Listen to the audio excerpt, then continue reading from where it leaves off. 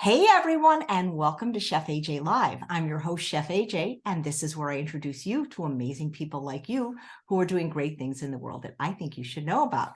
Well, today is the second Sunday of the month, which means it's time for Nutrition Insights with Dr. Peter Rogers. And today he's going to be talking about organics. Is it worth it? Let's find out. Welcome to the show, Dr. Rogers. You must spend all month between shows preparing for your presentations. Oh, thanks. I really enjoy doing these talks. I wish I had more time to do them. I'm still working full time. I wish I could do this nutrition stuff full time, but it is what it is. Oh, that would be great. Well, you never know. I mean, True North is always hiring. Yeah, I know. I'd like to do it though. I'd like to stay where I'm at. I live in Illinois. I'd like to stay there if I could, because I saw they had a job and it would be great, but I'd have to move there. I'm not ready to do that yet. A lot of people would love to move to California. Yeah, it's nice. I think California's great, but I got family in the Midwest, Well, move them with you. Yeah. Oh. You know what I'd really like to do? I'll tell you what I really wish. What I really wish is I wish there were research institutes that really wanted to just find out the answers to the big questions. And I would love to do that. I have the personality. I would read, 10 hours every day. That'd be something I would love to do. But I don't even think such a thing exists, like a think tank for nutritional and health research and, anti-aging, longevity and all this stuff. Because, I'm the perfect kind of guy who would do that. I'm very much like McDougall. I enjoy reading and studying all day. I wish you could get paid for that, but it is what it is. We all have things we wish for. So, well, maybe you could start your own place. Yeah, but I'm a nerd, a studier, a scholar. I don't have the charisma, the personality, the networking skills, the context. I don't got any of that. Oh, that's what you hire me for. You're great at all that stuff. I'm not great at the science so much. Hey, there's a couple of questions that people submitted in advance. They didn't know your topic. So maybe when you're done with your presentation, if you don't mind, there's just two we could ask you. Sure. Okay. Now I got to find, I'm on this other computer, so I got to find, where did my presentation go when I minimized it? Oh, I think I found it here. Yep. Screen share. There it is. Okay, now, I got a screen share in the Zoom. You got to click the button, the green button. Got it. There's a screen. Why sometimes people start with it on. I'll do desktop. There you go. Now I'm going to go into slideshow. Slideshow, yeah, into view. View slideshow. Yeah, I see view. It's after meeting. I see view. Yep. I know that's view, but it's not slideshow. Oh. It's a little different for me because this is not my regular computer. For some reason, there we go. Oh, there you go. Start from the first slide. Now it's perfect. Ready to go. Okay, I'm going to be talking primarily about, is organic worth it? But a lot of people have asked me specifically, they said, you're talking about cancer and you go on and on and on. Can you please limit it down and just give us a quick, concise summary? So I'm going to do a quick, concise summary before I go into the organic stuff. And this has been given different names. And I'm going to also share how I got my pattern of thinking. I learned more from these two guys than anybody else at Stanford. This is Dave Schultz and this is Mark Schultz. They're both world and Olympic champions. They were the coaches at Stanford when I was there as a wrestler. This is Stanford University. That's the Hoover monument there. These are the red roofs and the sandstone buildings characteristic of Stanford. These are the Palo Alto Bay Hills. And we used to run as a team sprints on these hills. We'd sprint up the hills. And one of the interesting things is when I met Dave, he's actually skinnier in this picture than he was when I met him. He was kind of fat and he couldn't run very fast. He was slow. And then we went in the weight room and he was kind of weak. And I was like, how did this guy who's fat, weak, and slow become the best wrestler in the United States? And his brother was also an incredible wrestler. Okay. He also was world champion, Olympic champion, 3-time national champion. So anyways, I learned a lot from these guys. And it also helped me to deal with the question I had for myself. And a lot of people have these questions. How can you win when you have no money? How can you win when you don't have much talent? Okay. And one of the secrets I've learned is there's different types of talents. A willingness to learn and change one's behavior, that is a great talent. Also, if you can learn a bunch of small skills, they can add up to become a great talent. And we're going to talk about how to do that.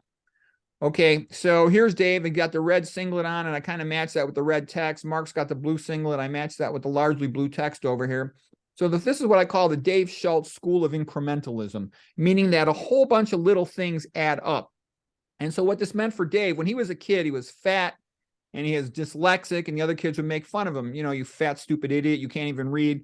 And they would pick on him. His nickname was Pudge. And he liked wrestling and he kept practicing, you know, diligently, and he got really, really good at it. He would ride his bicycle in junior high from the junior high practice to the Palo Alto, Pali High school practice. And then he would go over to the college at Stanford University. When he was in junior high, he was going over to train with the college guys. By the time he was a senior in high school, he became the best wrestler ever in the history of the United States as a high school. He won the Open National Champion, pinning Chuck Yagla, the NCAA defending champ, with an arm throw. Okay, so the reason I tell you that is by adding up a whole bunch of little things, what he did was he mastered technique from all over the world. He taught himself how to speak Russian because the Russians were the best wrestlers in the world, and he traveled to Russia to learn how do Russian technique. Okay, that's the kind of personality he had. He was the best technical wrestler in the world. Like what Bruce Lee is to martial arts, that's what he was to wrestling. What I learned from, and so I'm going to show you how to apply that. Like me in school, I had never even taken an honors class. I was recruited as an athlete to Stanford. Then I was injured. I was all sad and, you know, afraid I'm going to flunk out. But I did what he did for academics. Everything you could learn about note-taking, everything you could learn about memorization techniques, everything you could learn about study skills, everything you can learn about massively memorizing giant amounts of information. I studied all these memory champion contestants and whatnot, and I applied that to academics, and I found all the best people, and I got them to teach me what to do. From Mark Schultz, I learned intensity of purpose, and by that I mean he was so intense he frightened people. And usually a top-notch world-class competitor will often frighten people because they have a higher level of intensity that people are used to. And just like a typical thing he said to me, you know, I had gotten injured. I was thinking about quitting wrestling even my sophomore year. And he came out to me and he said, Pete, you shouldn't quit. You hang around with me, train with me. We'll run stadium stairs, and you need to hang around with wrestlers. You need to move into an athlete fraternity with other wrestlers. You should be talking about wrestling every day. That's how you get good. You got to focus your energy. Your opponent is your worst enemy in the world. He's trying to beat you up and embarrass you in front of your friends. You need to devote every ounce of your energy you have to fighting him. Okay, so I started hanging around Mark Schultz. I quickly became so much better. It's not even funny. I won 39 wins, set the school record, all-time record for victories in a season with Student Athlete of the Year award. So what I'm trying to say is these help anyone to be successful. This idea of incrementalism, learn every single thing you can possibly learn about what it is you're trying to achieve and be hyper-focused and intense, okay? Okay, here's Mark Schultz defeating Ed Bannock from Iowa, the two-time defending national NCAA champ. Mark went on to become a three-time champ. It's one of the greatest NCAA final matches. You can watch a YouTube video of that match, one of the greatest wrestling matches ever. Here's Dave Schultz representing the United States. And, you know, he's got some little fat in his belly. And compared to the usual guys, world champion wrestlers, he's a lot less muscular. They usually got muscles on top of their muscles, okay? But man, was he an awesome wrestler. Here he is winning the Olympic finals against the German Nasp. And when you talk to Dave, what do I mean about technique? A regular college coach, you tell him, how do I finish a single leg from the feet? He's going to say you can run the pipe. It's called doing a dump. You could take the leg out high, do a treetop. Dave would know 20 other things. He would know how to trap the wizard arm. He would know so much technique. He'd go, here's the counter to the counter to the counter to the counter to the counter. That would end up being like a 2-hour or 3-hour conversation with him. And that's why he was the best in the world, because no matter what the other guy did, he had counters to the counter. So he exponentially knew more technique. You can only get about 20% better condition than somebody else or stronger, depending also on your natural ability. But man, you could learn 100 times more technique than another person. That was his secret. So here was me at Stanford, and this is a picture of how pathetic I was as a lonely freshman. I got this calendar on the wall. I'm counting every day until I can go home to see my girlfriend. I don't know a single person there. I got re-injured, so the coach was pissed off that he maybe wasted a scholarship on me. My girlfriend calls me, says she's wondering if it's okay. She was a year younger than me, to go to the homecoming dance with some other guy. I'm like, oh man, this is great. Does my life suck? I refractured my clavicle growth plate. So anyways, but what I did do that was good was I decided I'm going to become great at school. I was so sad and frustrated. I used to cry about not being as great a wrestler as I used to be. And by learning from Dave and Mark Schultz, this intensity and focus and obsessing over every detail, that's how I became a great student. That was my secret. Here was actually me in high school. This is all going to make sense. There's a reason why I'm showing you this. Trust me. It's going to be all related to preventing cancer and making you healthier. I have to go through this, though, so everything will make sense later. So this is when I took third in state, 39-1 in junior year of high school. That was my training partner. He's a 3-time All-American, World Cup champ, another national champion. All the guys I trained with were like these all-American world-class guy. So I was the low man on the totem pole, and that super motivated me. I go, well, if I can't be a great athlete anymore, I'm going to be a great academic. So it's rechanneling one's energy, Alfred Adler principle and Dabrowski theory of psychology. Okay, so what am I getting at? With regard to cancer, I think you can fight cancer in the same way. This is Hannibal, the great Carthaginian general who kicked the crap out of Rome. Here he is with this urn full of rings of Roman soldiers, and he had a lot of them. He killed many, many, many, many thousands of Romans. All of Rome was terrified of this guy. Okay, he was one of the greatest generals of all time, Hannibal. Then they hired somebody in Rome named Quintus Fabius Maximus, who had a strategy to deal with Hannibal. He knew he could never go head to Hannibal, but he could destroy Hannibal's supply lines. And through that method, he figured out how to deal with Hannibal. Okay, and he was a guy who eventually defeated Hannibal, because Hannibal was far from home. He's from Carthage, and he's out hanging around Rome, traveling around the continental Italy. Okay, so that's called the Fabian strategy. You want to know that, because we're going to use a modified version of the Fabian strategy, and that relates also to Napoleon. Here's Napoleon, another one of the greatest generals of all time, a badass, just like we think of cancer as being a badass. And he went over the Alps to conquer, and now Napoleon went into Russia. And Napoleon had a problem with Russia because it's so darn big. And what the Russians used was a modified Fabian strategy, a scorched earth policy. And I'm going to call this the poor man's strategy of fighting cancer. So basically, Napoleon said an army travels on its stomach, and he would just take the food from the neighboring people in the villages. And guess what? The Russians said, no, you're not going to take our food. They would burn down all the crops, and they would take all the food out of the villages. So Napoleon came in there with over 500,000 men. He left with about 15,000. Okay. And so in a sense, this is what we're going to talk about doing to cancer. Cancer comes in all bad and scary, and we're going to try to just deplete cancer of all the things that it needs, and thus prevent it from growing and conquering. Okay, so here's the main phases of cancer. There's initiation, and nobody can change that. That's previous DNA damage, and it can be due to so-called somatic mutation theories, what's taught in the schools. What I actually think is correct is the hypoxic theory of Warburg, okay? But you can't change some DNA damage you had who knows how many decades ago. What you can focus on is how to avoid things that promote tumor growth. And the tumor promotion is where we win the game. And of course, you avoid animal protein. There's a bunch of other things you can avoid. We'll talk about that more in just a moment. And also, you want to prevent metastases from taking hold in distant locations and from growing. So this is a model of understanding tumor growth. We talked also about a cancer cell being different than a normal cell. A normal cell is a worker. A normal cell has a job every day. Okay, the liver gets up in the morning, and it has to detoxify stuff. It has to make bile. It has to maintain blood glucose level during fasting. So that's the job of a liver cell, which requires tons of energy production. Energy production is the main task of a normal cell. It's a worker. Cancer cells are different. Cancer cells have been hypoxic. Their mitochondria don't work so well. The cancer cell's job is just to live. It's like it turns itself into becoming like an anaerobic bacteria. It just wants to replicate and to grow. And it also is kind of like that song, Johnny Paycheck, take this job and shove it. It's not interested in doing any type of work. It just wants to replicate. Because it wants to replicate, it doesn't care that much about making ATP.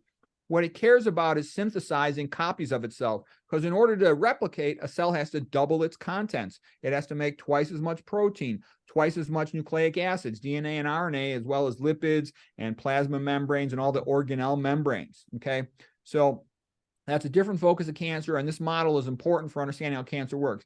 By the way, as scientists, we love our models just as much as the artist does. Okay, this is the Pygmalion painting of Jean-Léon Gérôme, okay, 1890. And it's a common fantasy amongst male nutrition experts that they can teach a fat lady with a nice personality how to lose weight, and she falls in love with them. But in real life, once she gets all skinny and beautiful, he loses interest in the nerdy nutrition expert. Okay, well, anyways, here is a normal cell. Like we said, it's a worker cranking out energy through oxidative metabolism, ATP in the mitochondria. Anaerobic bacteria just runs anaerobic glycolysis, gets only like 2 ATP per glucose, whereas when you go through the mitochondria, you get like 36, so 18 times more. So anyways, here's what cancer does. Cancer has some unique metabolic features. First of all, cancer can run on glutamine. It's amino acid. It can run through the back door on this amino acid, from protein, amino acids. So that's why the whole keto thing, I think it's bogus. I don't think there's any way you're going to get that to work. And I know there's so-called keto inhibitors, but I don't think you can make this work, okay? We're not going to go into that too much now, but I'm just letting you know that's a real issue. All right, iron, there's increased iron receptors. These are transferrin. Transferrin is the blood transport protein for iron. So you can have 100 to 1,000 times more of these iron transporters on the plasma membrane. Okay, it also needs to take up a lot more fat. The point is, if you deprive the cancer cell of iron, it can't grow. That's how we prevent bacterial infections from progressing, by sequestering iron away from them. So keeping a low serum ferritin level can be very helpful. I'd probably recommend keeping it definitely below 80, and potentially between 25 to 50 is probably the perfect location based on the Leo-Zacharski data.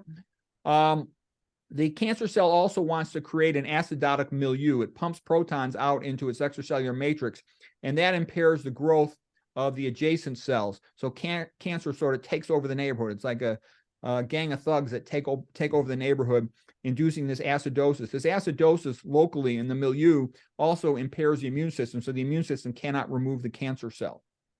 Okay, so those are real important points about how cancer works. It also has IGF-2 receptors, insulin-like growth factor receptors, okay? And when mTOR is going to be the nutrient sensing pathway that really activates cancer.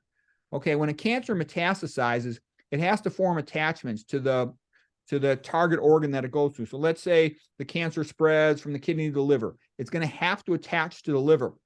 And it has a much better attachment chance to the liver if the liver's endothelial glycocalix is not intact. I'm going to explain how that works in just a second. Okay, so here's a sample of a cancer cell. So cancer cells traveling through your blood, it wants to land. But this is called the glycocalix. Glyco means sugar, calyx means coat. So there's a sugar coating on every cell. I'm going to explain the chemistry of that in a few slides from now. But the important point is, if that glycocalix is intact, cancer cell can't land. But if because of inflammation or a lot of dietary sodium or other toxic foods, this glycocalix is depleted, and glyphosate depletes that as well. We're going to talk about that with regard to non-organic food having more of that. Then the cancer cell, the receptors are located. So these little curvilinear black structures here in this picture are called adhesion receptors for binding to white blood cells and cancer cells. Normally, the glycocalix blocks them away. It has a negative charge. This has a negative charge on it. They repel each other. But when the glycocalix is diminished, now the receptors are exposed, and the cancer cell can bind and enter the target tissue and then spread, let's say, the kidney cancer spreading to the liver. Okay, that's how it works. So that's why you want to maintain an intact glycocalix. If you keep this intact, the cancer cell can't break through and attach here and spread into this target tissue. Certain things that damage the endothelial glycocalix include hypertension. Hypertension becomes relevant at bifurcation points. So you'll have one branch of the artery going this way, one branch of the artery going this way. When it hits against the median divider here, you get turbulent blood flow and you get these retrograde eddy currents. These retrograde eddy currents and the turbulent flow, they confuse the endothelium at this location, and that will cause shedding of the glycocalix with exposure of the underlying, shorter in height adhesion molecules. I'm going to go through all this in much more detail, but I'm just making the point. Hypertension damages endothelial glycocalix at bifurcation points and provides a spot where atherosclerosis can develop or where cancer can spread. Okay, the big picture in preventing cancer is you want to try to spend as much of your life as you can in a maintenance phase. And so what that means is, for example, maintenance means the body's sort of restoring itself. It's not trying to grow. You grow when you're a teenager, during puberty from, let's say, 12 years old to 20 years old. Okay, but then you don't need to keep growing when you're older. You don't want your cells replicating that fast. All right, so the growth phase is characterized by nutrition overload, too many calories, especially lots of protein and fat available, obesity, high cortisol levels. mTOR is a mammalian target of rapamycin, a nutrient sensing pathway. It's like a contractor. When it has enough nutrients, it says time to build, which means time for a cell to replicate. If you have cancer, you don't want mTOR being activated because it tells the cell to replicate means cancer to grow. So cancer is highly dependent on a couple things. It needs iron to grow. It needs leucine. Leucine is by far the most important of the amino acids in terms of it being a rate-limiting step for activation of mTOR. Okay? Excess dietary fat can also cause activation of mTOR. Insulin resistance, like in diabetes, causes activation of mTOR. Insulin-like growth factor goes with insulin.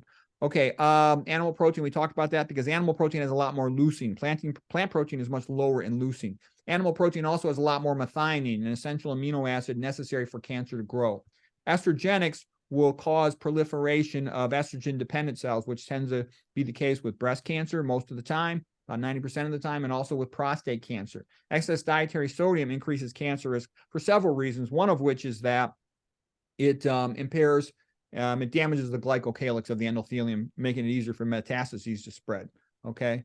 Excess sweets usually means excess high fructose corn syrup, which predisposes to fatty liver and things related to that. Versus when you exercise, you lower your energy level, so you activate this pathway here. AMP stands for adenosine monophosphate, sort of like ATP is adenosine triphosphate, the energy currency of a cell. So AMP means the cell has a low energy phase. So it's the AMP, activated protein kinase pathway. And what that means is after you exercise, you're tired. You've depleted your energy stores to some extent, and you have to rebuild them. So that shuts off mTOR. Remember, mTOR is like, okay, we've got all the building materials we need. Everything is good to go. We got all the nutrition you could ever want, tons of energy. Let's build.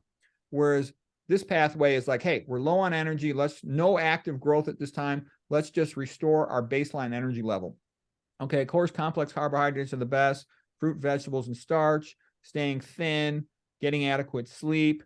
Melatonin is also an antioxidant as well as, helping us to sleep. Love gets oxytocin hormone. All of these things improve immune function. Having a dedicated purpose in your life, sort of what you feel God meant for you to do, whatever you feel is sort of why you were put on this planet. Religion can help people, and gratitude helps, an attitude of gratitude. Okay, exercise is also good because it makes you smarter. An interesting thing is a sea squirt and its characteristic lifestyle. By the way, Voltaire had asked the question, why do animals have brains but plants do not? Because animals move. And what is the purpose of a brain? To be able to walk down a path in a forest or a jungle or a prairie and to survive, okay? As soon as you start moving, you got to do some thinking. You got to decide, what is my destination? So you have to have value judgments. That looks like a fruit tree. I shall go over there and get something to eat. That looks dangerous over there. There's a bunch of coyotes over there. I will avoid that, okay? How do I find my way back? Okay, there's all these things you have to know. And then how do you avoid obstacles in your path? So you have to have a brain and think if you're going to be moving around. The sea squirt during its juvenile phase swims around, so it has a brain. So it looks like a little tadpole.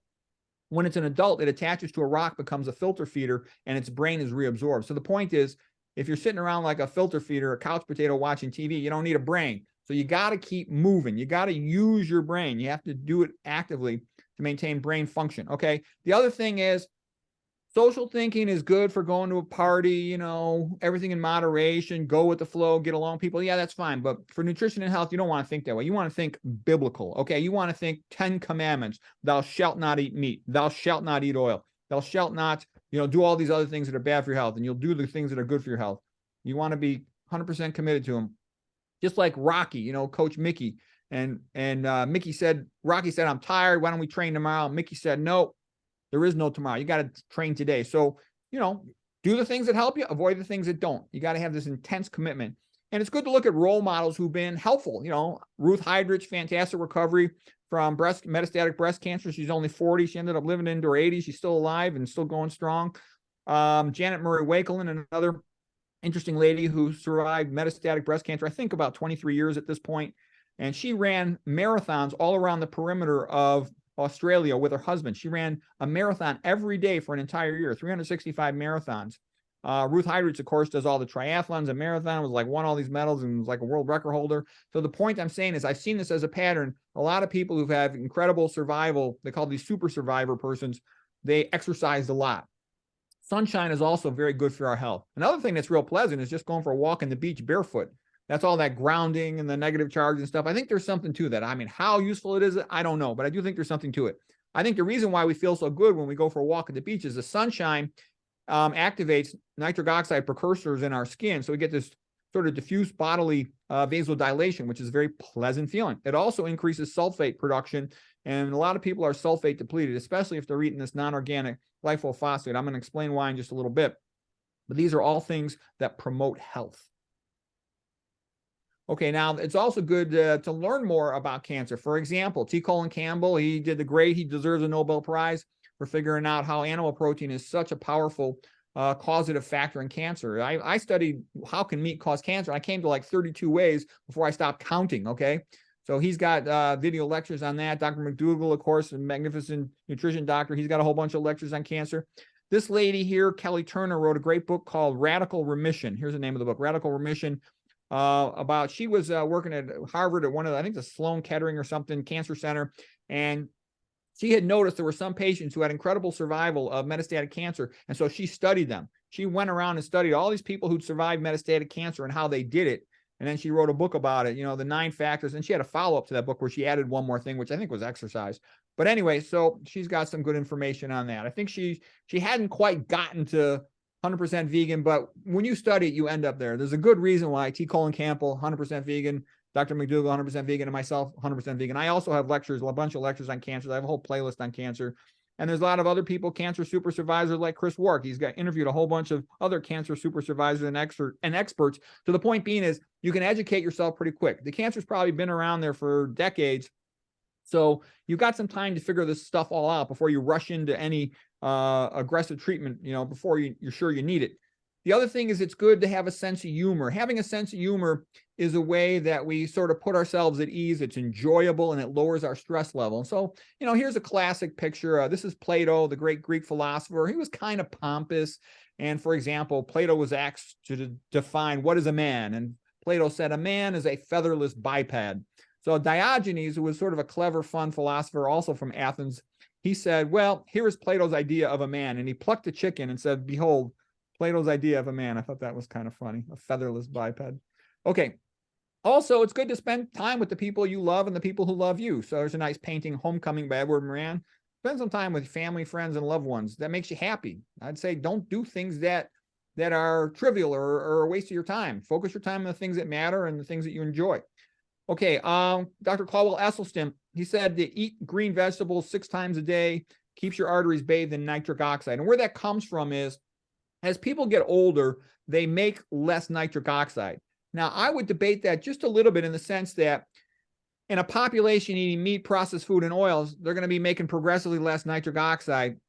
I don't know, though, for sure how much nitric oxide diminishes in a healthy population that's eaten, low-fat vegan for many, many years. Because in the populations that eat that way, they got the same blood pressure as teenagers as they do in their 70s.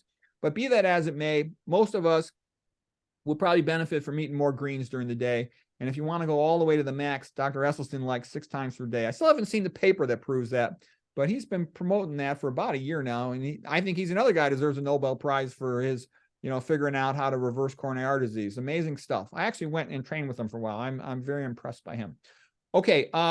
And he makes some interesting points. He says coronary artery disease is non-existent essentially in Tarahumaras. They're in northern Mexico, Papua New Guinea. They eat about 93% of their calories from sweet potato. Okinawa, they used to eat tons of calories from sweet potato, but they've kind of been pushed towards more of a modern diet, and they're not as healthy as they used to be. Central Africa, the Okinawa is like in southern Japan. It's kind of like what Hawaii is to America. That's what Okinawa is in Japan. Central Africa, in Kenya in 1929, they did a study where 1,800 consecutive hospital admissions, and there wasn't a single hypertensive patient. Okay. Rural China, also incredibly thin and healthy back when they used to eat the rice diet. So that's the perspective of Esselstyn, how it relates. So here's what happens. You eat a plant, and the plant's got nitrates. Then there's bacteria on the back of the tongue, and they'll convert the nitrates into NO2. And so then that goes down your esophagus, down into your stomach, and then the stomach acid converts it into nitric oxide, just NO, nitrogen, oxygen, and that is absorbed into your arteries, and that travels throughout your body, causing vasodilation, opening up arteries. That's what you want. And you want to avoid some of these toothpaste and whatnot and mouthwash because they can impair, they'll kill off these bacteria on your tongue, and then you won't be able to make this conversion, and you'll lose that opportunity to make nitric oxide. So you can see what I'm saying is as you get older, your arteries make a little less nitric oxide, but eating the greens provides you with more nitric oxide. Getting sunshine on your body provides you with more nitric oxide. It's a way to keep your nitric oxide levels high. Another thing I think you want to be careful about is air pollution. I think this is under-recognized. There's been a change in the pattern of lung cancer. Lung cancer used to be primarily squamous cell carcinoma, but we see more and more adenocarcinomas, and some of the great pulmonologists have told me they think it is due to increased exposure to air pollution. Anything that smells bad is bad. Okay, there's a reason why God gave us a nose. If it smells bad, it's bad. So try not to live near, a real busy street if you can avoid it. I won't even eat like at a sidewalk cafe next to a busy street. I don't want to smell all that stuff. Plus, you got cadmium coming off the brake pads, which is a mitochondrial inhibitor. It's kind of toxic. In your house, you might want to get a HEPA air filter. Maybe you can't move and you live in a kind of a polluted area. You might want to do that. But just being aware of it, air pollution is worse than people think. So any type of factory or anything, you want to try to avoid that if you can. So I think that's one of the things to watch out for, because there's some people who've gotten lung cancer that don't smoke at all, And I'm going to bet you that there's a good chance air pollution contributed to that. Okay, so I just wanted to have it all on one page, an anti-cancer checklist, so people could see it all on one page.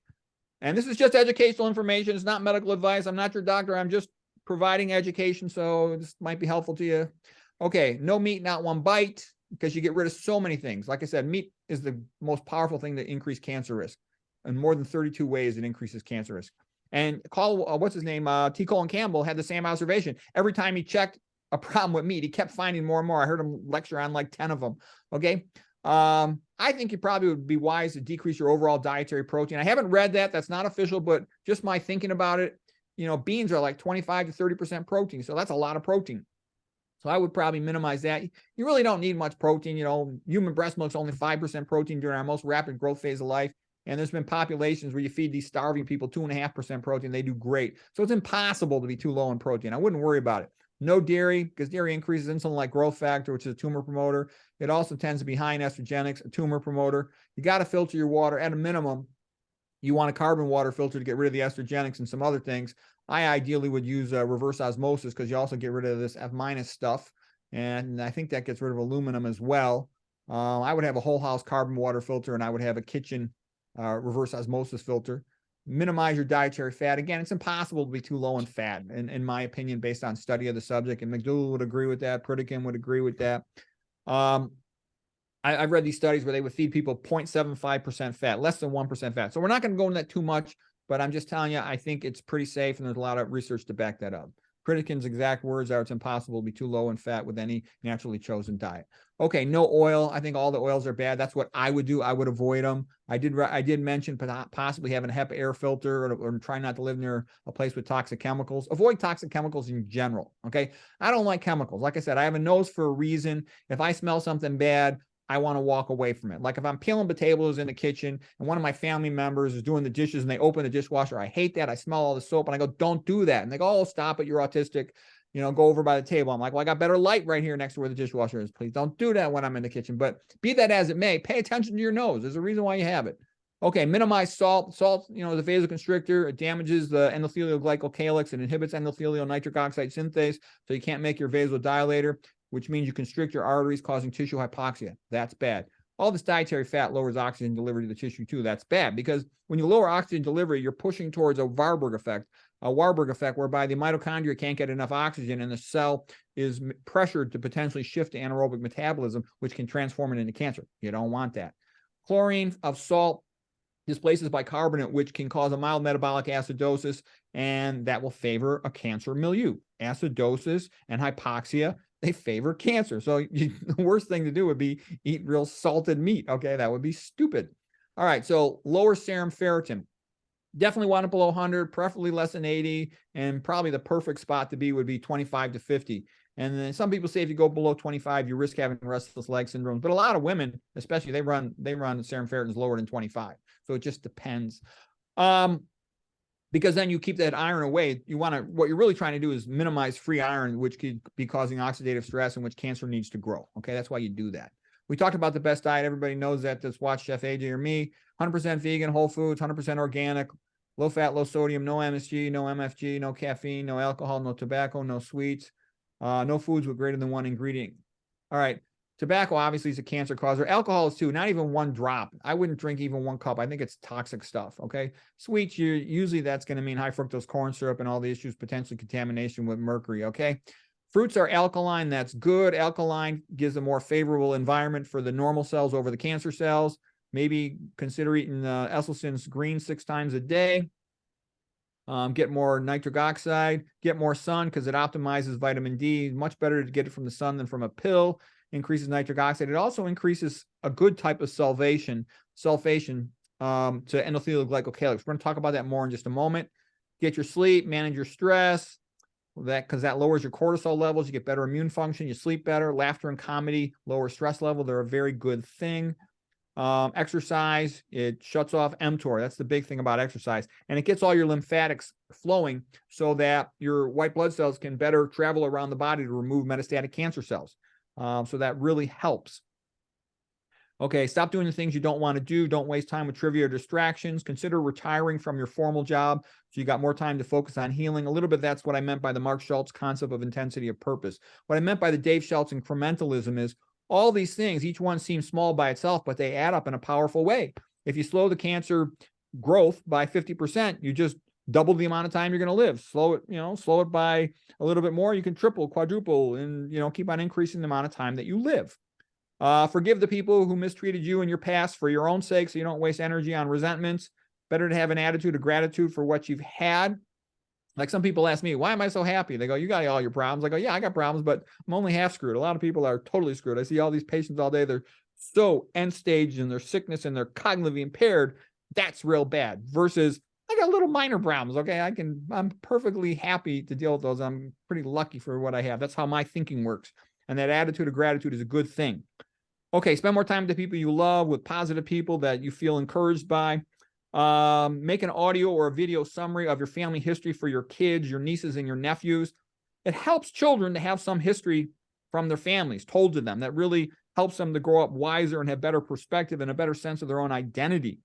Focus your time on the things that matter, your purpose in life. Help other people. That makes you happier as well. I think it releases reward neurotransmitters that just make us happier and improves longevity.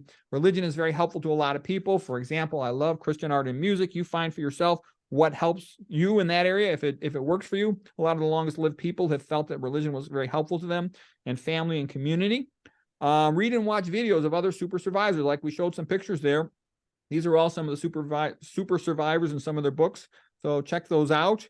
If possible, find some way to track your progress. For example, if you have prostate cancer, you can often track it by following your PSA, prostate-specific antigen. If you're, going low-fat vegan, like the Orna study it showed, the ones who all went vegetarian and, reduced their stress, they kept their PSAs same or lowered them, okay, versus the people who didn't had a tendency to raise them up and had to go for surgery or chemo. So sometimes you can follow your progress with CAT scans, for example. Sometimes you can follow just on how you feel. These are all indicators of how you're doing. Okay, so anyways, that's what I wanted to say about cancer, and it's a segue into now I'm going to talk about should you eat organic or not. Okay, and I would say yes, you definitely want to eat organic if you can.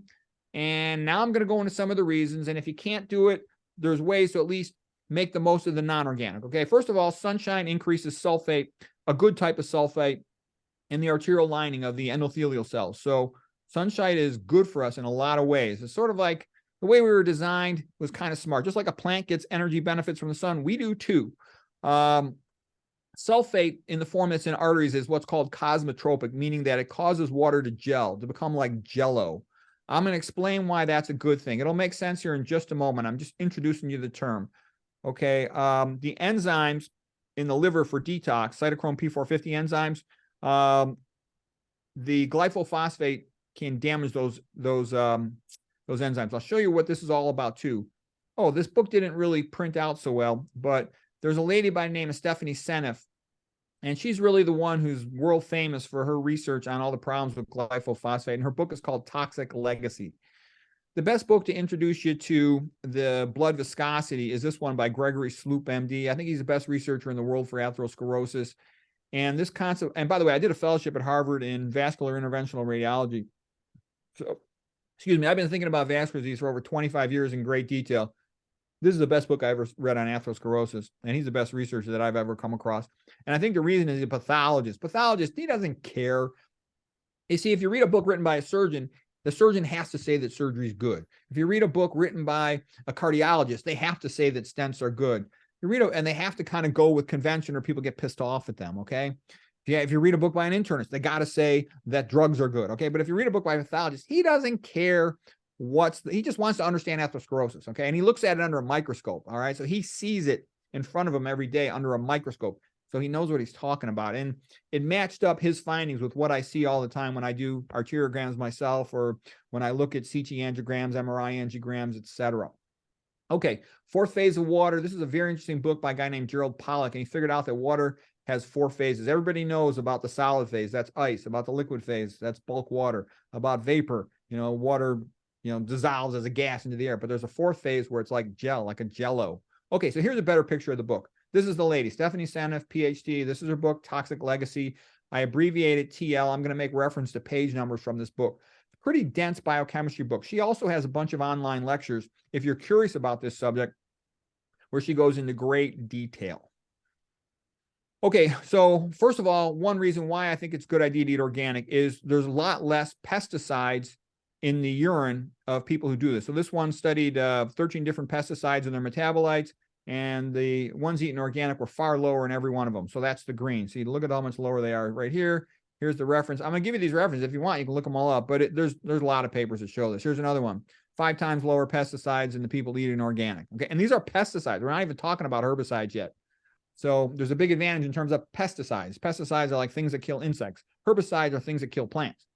Okay, so here's somebody, they ate an organic version of the Mediterranean diet, or they ate a non-organic version of the Mediterranean diet. 91% less urine pesticide excretion when they ate the organic version. Okay, so those are big benefits.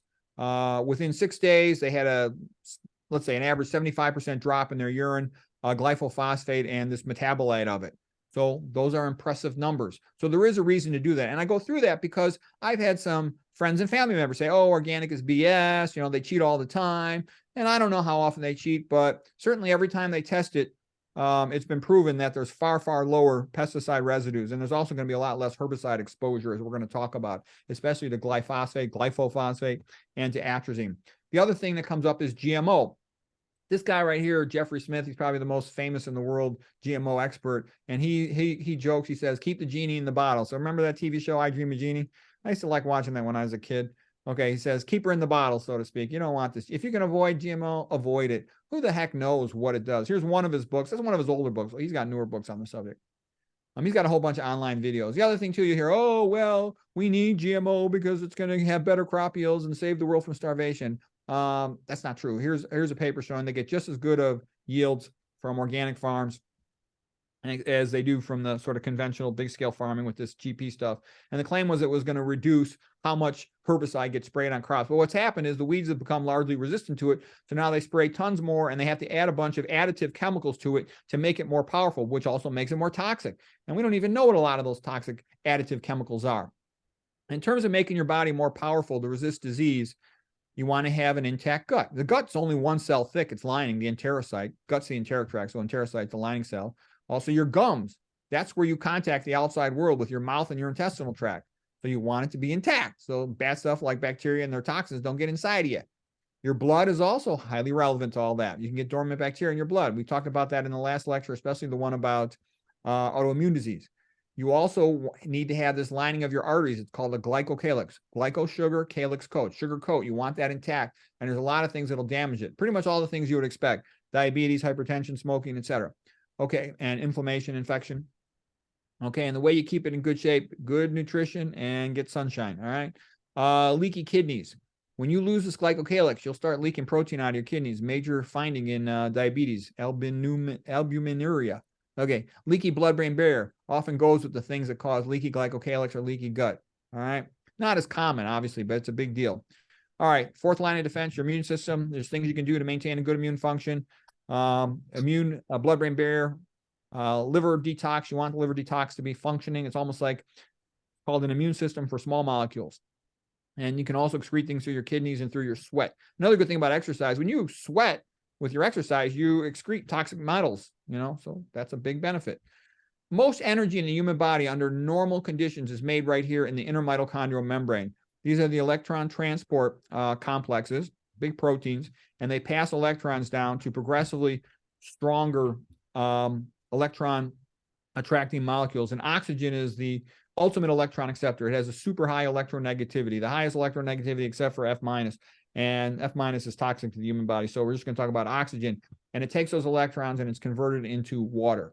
So anyways, this is how it's all supposed to work. These are like a fireman bucket brigade handing those electrons down until they reach oxygen, okay?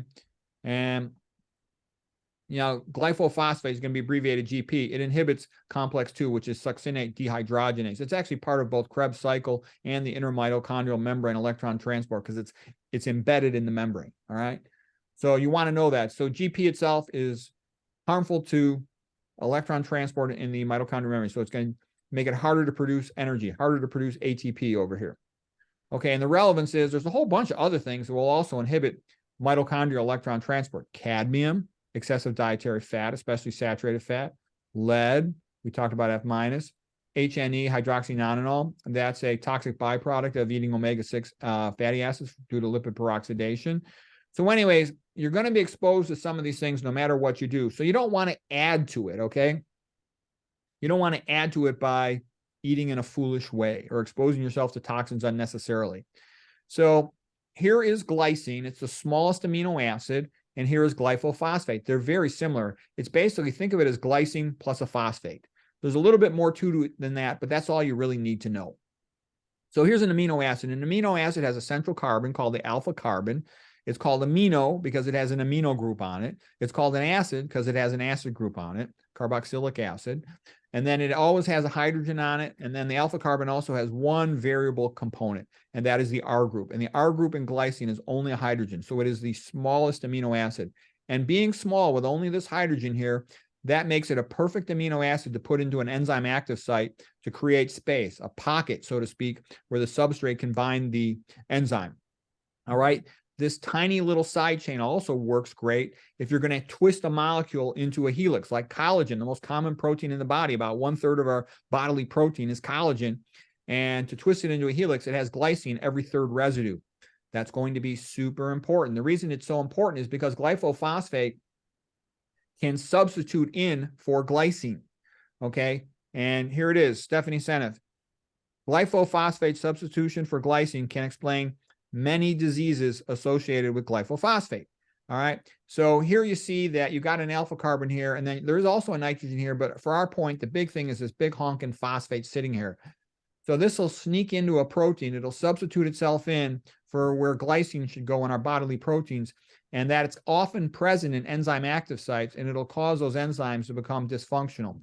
Also, this tiny little side chain works well for ion channels. You can create a big hole in the center of a helical protein, and you can let an ion float through there. Well, if you put this bulky phosphate in there, you've now not only plugged up the center of that ion channel protein, you've also put a charge on it, because this is going to be charged at physiologic pH. And that's going to make it repel a lot of ions. So it messes up the function of enzymes. It messes up the function of ion channels. That's going to end up being a big deal.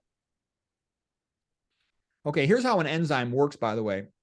Here's the enzyme. Here's the substrate. So substrate number 1 and substrate number 2. These are the things that react together to make a new product. There's going to be a transition state in the reaction before they combine, and that's the transition state, and then they separate, and those are the products of a reaction. This is basically how you can explain virtually all chemical reactions. Okay, so the enzyme has to have a shape that will fit the substrates and hold them together so that they can make a transition state, and then they can break apart into the products. So originally, enzyme was called as being like a lock and a key, the way it fits with the substrates. And then it's also better, I think, metaphor is to call it like a hand in a glove. So if you put these substrates into this enzyme number 1, they fit into the pocket, but it doesn't orientate them correctly. So this enzyme is not working here, okay? This enzyme number 2, it holds them together nice and tightly together, and it orientates them correctly so that they can connect to each other, substrate 1 and substrate 2, substrate 1, substrate 2. So this will cause a reaction to occur. An enzyme can also be like a magnet. Here, for example, we have a carboxylic acid, which is deprotonated, and it has a negative charge on it. The key point is the negative charge will attract a positively charged substrate to come in and bind to it. The substrate is sometimes called the ligand, but we'll call it a substrate with a positive charge on it will be attracted to the negative charge right here sitting in the active site. So here's another diagram of a chemical reaction. You start out with the substrate, and then under normal conditions without the enzyme, it would take too much energy to produce the transition state, so the reaction never occurs. But with the enzyme, the transition state will have a lower energy level, so this reaction will occur, and you'll end up with product which quite often have a lower free energy, meaning they're more stable than the original substrate. So this is a typical chemical reaction, and to make this happen, it's called catalysis too. You catalyze it with the enzyme to speed things up a lot, millionfold. All right, so again, instead of having this little side group of a hydrogen, you got this big honking phosphate sitting over here, and that's going to mess up enzyme function. Okay, when you're synthesizing a protein, this glyphosate will get substituted in for glycine, and this big honking phosphate is going to mess things up. So here's an enzyme, and let's say this is the normal enzyme, and it has a glycine in the pocket of the enzyme, the active site, and that glycine is very small, so there's lots of room for a big bulky set of substrates to come in here. But now if you substitute glyphosate into that protein that makes up the enzyme, and it's phosphates projecting in the enzyme active site, you've double messed up this active site. This active site is messed up and will be dysfunctional because there's a negative charge on the phosphate, which is quite often going to repel things. Plus, this phosphate is a big bulky thing, and it's going to block the substrates from fitting into the pocket. You know, like it'd be like, it's just a big giant thing. It'll be like trying to hold a baseball in your hand while you're putting your hand into a glove. It's not going to work. So the enzyme will become dysfunctional. Okay. And you can even predict where is glyphosate substitution likely to occur. It's likely to occur where there's actually two glycines next to each other, or something else very small, like perhaps an alanine, which only has a methyl group on it, because that creates more room for the phosphate to get stuck into the protein. Okay. It'll often occur when there's also a positively charged adjacent amino acid, something like HAL. HAL stands for HAL, histidine, arginine, lysine. They're all positively charged amino acids. So this allows the bulkier glyphosate to substitute into a protein, and you can kind of predict which proteins are likely to be affected by this. So Stephanie Seneff has written a bunch of paper proposing this as the main mechanism. There's a whole bunch of other researchers too who have studied this stuff, but she's the most famous one. Okay, and it's like a Trojan horse. Once the glyphosate gets in there, it seems harmless at first, but it messes up the function of many enzymes and other proteins by doing this. Okay, nice Trojan horse painting. Okay, so this, according to Stephanie Seneff, is just some of the ways that glyphosate is harmful to the body. And trust me, I didn't have enough time to go through all of them. There's a bunch more, all right? It's interfering with your cytochrome P450 enzymes, and that's a big deal. They're relevant for a whole bunch of stuff. I'm not going to bore you with reading off this list, but just trust me, I wouldn't need anything with glyphosate in. I think it's a highly toxic substance, and I think that she had convincing arguments in her papers and her book and the other papers I read written by other authors. I would avoid this stuff as much as I could. So then you want to know, where is it going to be located? It's going to be sprayed, especially on GMO soy, but it's also sometimes sprayed on GMO corn. And there's other crops that get sprayed on that are not even GMO stuff. We'll talk about that in just a moment. These are a bunch of diseases that she says are associated with it. Autism is how this all got started. She was very concerned about some children who had autism and trying to study it to understand autism. And in her process of trying to understand what causes autism, she then came across all these papers on glyphosate. That's how this all got started for her. And she sort of dedicated her life to studying glyphosate. She's written a bunch of papers about it. She's given tons of lectures, tons of online video lectures of her speaking about glyphosate. And it is associated with increased risk of lots of the common modern diseases. You know, how important it is for causation, that is in many cases debatable, but there are certain good reasons to be very concerned about it. This one French researcher, Gilles-Eric Seralini, fed rats glyphosate. And what he did that was unique was he kept them on it more than 3 months, for a long time. And he showed a marked increase in breast tumors, for example. He was forced to retract the paper despite no fraud or intentional distortion of results, but it was republished in another journal. And he also showed a lot of the additives given with GP, like the newer, more powerful versions of it, they're also toxic in his opinion. IARC, this international, I think it's agency or association for research on cancer, they declared it a probable carcinogen. That's on TL. When you see this abbreviation, that means Toxic Legacy, page 20 of Seneff's book. It's also associated with a lot of other problems. So couple things. Now we're going to start talking about blood flow. This is going to relate to glyphosate and non-organic food. And I think this stuff is really fascinating. And this is stuff that if you're interested in atherosclerosis, the most common reason people die, plus atherosclerosis increases the risk of cancer, it increases the risk of dementia. This is good to know. A red blood cell has a negative charge on its outer surface. That's because its plasma membrane on its surface has things like sialic acids, which are negatively charged. A sialic acid is like a glucose with a carboxylic acid on it. It also has cholesterol sulfate, and it also has endothelial glycocalix with the sulfates on it. Okay, I'm going to show you pictures of that in just a moment. But what you need to know is the negative charge on the outer surface of a red blood cell, they're called erythrocytes, is called the zeta potential. You have to know that. That's fundamental to understanding anything about an artery. Okay, And by the way, that's not taught in medical school. I've never met a medical student or a doctor in my entire life that's ever heard of zeta potential. And it's like one of the most basic, useful, important things you could ever know about atherosclerosis. Okay, so the zeta potential of one RBC and another RBC, they're both negatively charged, so it prevents them from sticking together. It prevents clotting. You want to prevent clotting. Clotting is why people die, okay? Hardly anybody dies from bleeding. Yeah, it does happen, but it's a rare thing, okay? People die from clotting all day long every day. They clot an artery in the heart, that's a heart attack. They clot an artery in the brain, that's a stroke. Now, there's things that can stick these red blood cells together. Here's an IgM antibody, like the acute phase of an infection. It's big, it's bulky, it's positive charge. It'll hold the RBCs together and get them to clot. IgG, these are the smaller ones. You'll see those with multiple myeloma, but unless you got tons of multiple myeloma, they usually they're not big enough to hold the RBCs together. So here's an artery, and here's the inner lining. This is the glycocalix, the sugar coat. Here is the intima, and this is also called the endothelium. The single layer of cells is called the endothelial cells. Endo means inside. Thelial is just like part of the lining of something, all right? And then you'll have the media, the adventitia out here. All right, for our purposes, what we care about is this glycocalix, the inner lining of an artery. And you can see it right here. They've got it color-coded in purple, and this will have a negative charge on it. We'll explain the reason for the negative charge. So the glycocalix also has a zeta potential, and that prevents the red blood cells from sticking to it. You don't want them to stick and clot. A couple things to notice. Look at how a white blood cell is about twice as big as a red blood cell. Red blood cell is about 7 microns in diameter, and a white blood cell, let's say neutrophils, it's about double that, 14 microns in diameter. That's going to be useful to remember.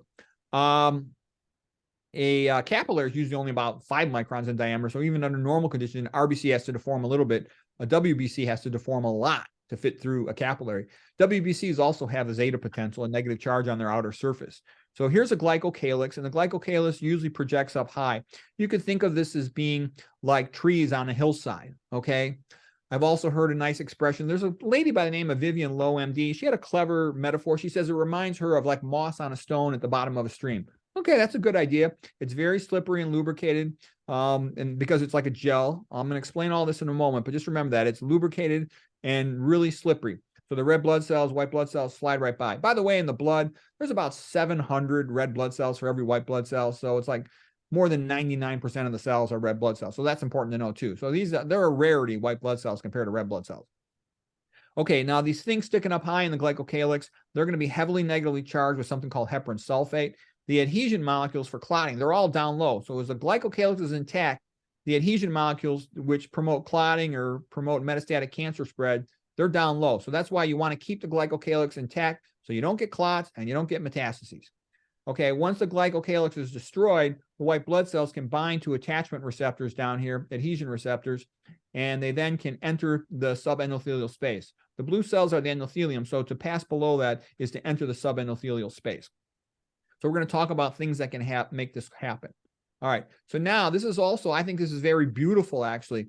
Here's a red blood cell with a negative charge on its surface, and it's kept from sticking to the endothelial lining by the negative charge. They actually wrote positives here, but that's a confusion. This positivity right here is just for the ions in the blood itself. There's actually a negative charge all along the surface of the endothelial glycocalix. Here's a heparin sulfate.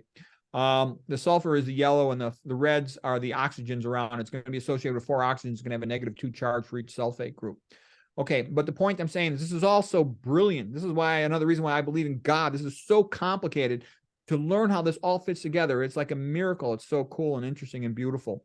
Okay, so anyways, a red blood cell does not stick because the glycocalix has a negative charge along it, all right? And these are all the endothelial cells right here. We're going to go through this anatomy in more detail. We're going to go into how endothelial glycocalix is built. Also, you're going to see this word quite often, exclusion zone of structured water. And structured water is another name for the 4th phase of water, meaning that this is all a gel. This is like jello lining the inner part of a red blood cell. And it's highly lubricated. And it's also, you know, Vivian Lowe described it as being a bumper car. The red blood cell comes up close and it bounces off of it because they repel each other by their negative charges. So everything, when things are working well, it's beautifully designed and it works. Okay, so here's a bunch of red blood cells traveling through the blood. Here's a white blood cell. This, by the way, is a lymphocyte. This would be like more like a neutrophil. It's sometimes called a polymorphonuclear leukocyte because it'll actually have a bunch of lobes to its nucleus.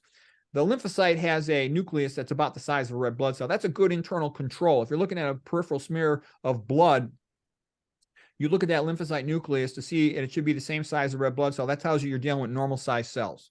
All right, you want to know that you're not dealing with megaloblastic big red cells from a vitamin B12 deficiency. You're not dealing with small red blood cells, microcytes from iron deficiency, for example. Okay, iron deficiency is more common in teenage girls because they simultaneously hit puberty and start menstruating, and that's when they need more iron when you're in that growth phase. Most women who are premenopausal, they're lower in iron, but they're no longer growing so rapidly after they get in their 20s, for example. Okay, men tend to be iron overload after 20. I just gave a lecture recently on Chef AJ, so I'm going to all that stuff. But anyways, you see all these red blood cells floating together. How come they don't stick together and clot?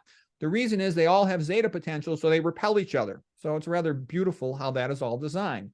Zeta potentials enable all the red cells to travel without sticking together. Okay, so here's another view of it from the side. Here's the red blood cells. They normally deform a little when they go through a capillary, again, because they're a little bit bigger than a capillary. They're about 7 microns in diameter. Capillaries typically about 5 microns in diameter. And here's the endothelial cells right here, and they're relatively flat. And here is the endothelial glycocalix. So this is slippery, and the red blood cells travel through. These are things that make it slippery. You'll have these proteins, proteo for protein, glycan for sugar. So it's a protein with sugars attached. The most common sugar is going to be something called heparan sulfate. I'll show you a picture in just a moment. But this is all good, that it's slippery and the red blood cells go right through it. Basically, the endothelial glycocalix lubricates the capillary, and it has a whole bunch of molecules that interact with the blood. It has extracellular superoxide dismutase, which neutralizes any oxidative stress. So when you have endothelial glycocalix intact, you have some protection against oxidative stress, let's say from eating some oils or from excessive free iron. It is your friend. Hyaluronic acid, I like it drawn transversely because it helps to cross-link the glycocalix. You're going to see that come up as well. Okay, glycoproteins tend to be shorter in height, and they tend to be your adhesion molecule. So glyco means sugar, this means protein. These are mostly protein versus a proteoglycan is actually mostly sugar because it's got tons of sugars attached to it. And I'll show you better pictures of that in a moment.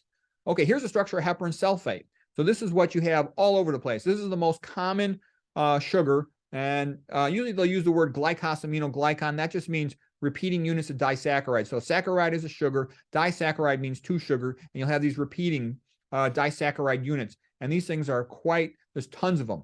All right, but the point that I want to get out of looking at this is, look at the sulfate here with the negative charge. Okay, look at the sulfate with the negative charge.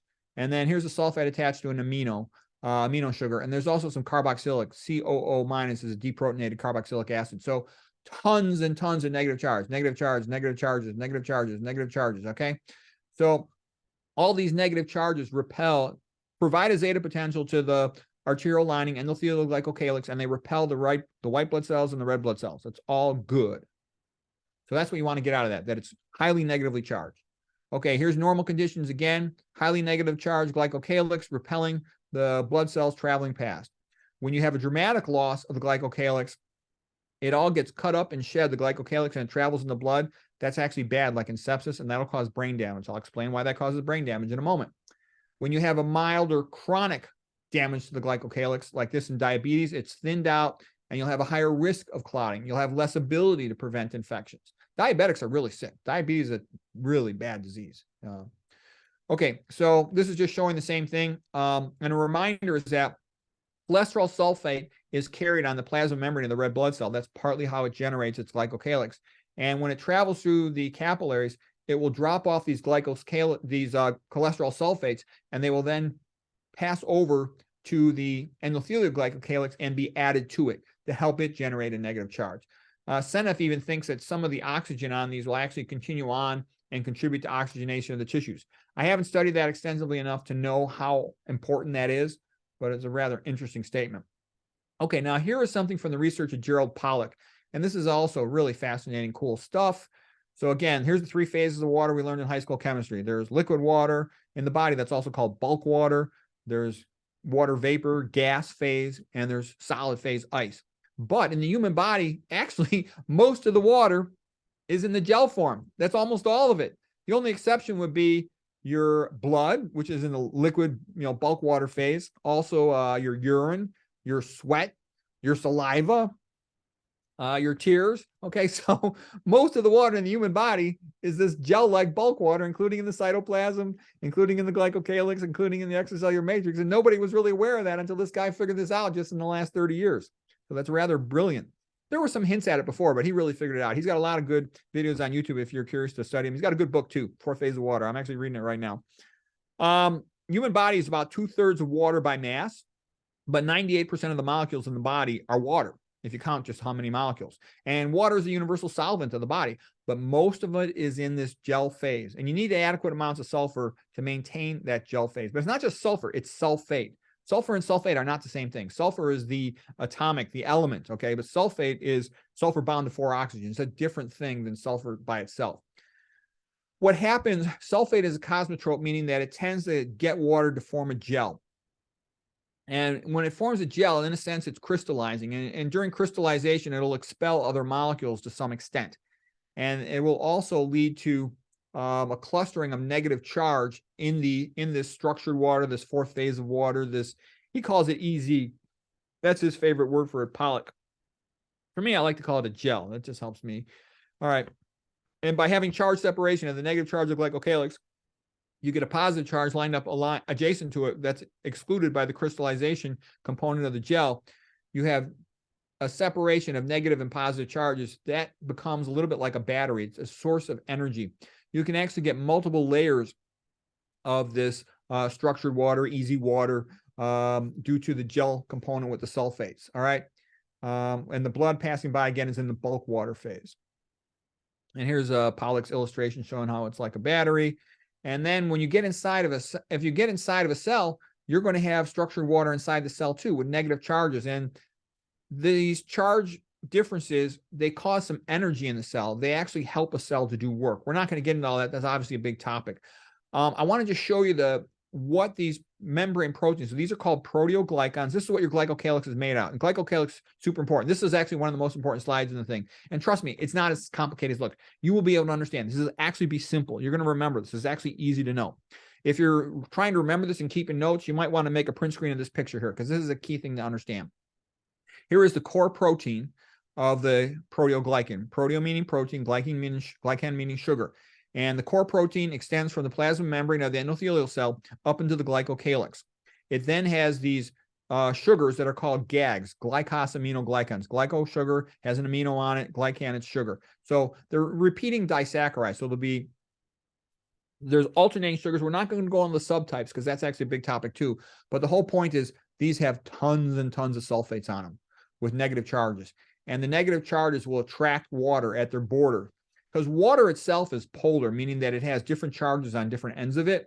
And these are dipoles, meaning partial charges. So it has a partial positive charge on its hydrogen, another partial positive charge on its other hydrogen, and it has a partial negative, 2- charge on its oxygen. So these dipoles, they all line up with the hydrogens aligned along the sulfates of the glycocalyx. And this combination of water with sulfate, and the sulfate being cosmotropic, meaning predisposing to form a gel, like a jello, that's how it all forms. That's how it works. And heparin sulfate, this type of glycosaminoglycan sugar, is the main ingredient in the glycocalyx. The other thing that happens is right at the tip of these GAGs, of the heparin sulfates, you're going to get a sialic acid, which is really just like a sugar with a carboxylic acid on it. For our purposes, that's all you need to know. This is going to be highly relevant, okay? This sialic acid is going to be the identity card of the cell. This is how the immune system recognizes that the cell is normal and healthy and belongs there, okay? Super important. And also, this is going to be another reason why you don't want to eat meat, especially not, like red meat, beef and dairy, because it's going to mess up glycocalyces. We'll talk about that in just a moment. It's going to mess up the sialic acid on the glycocalyces.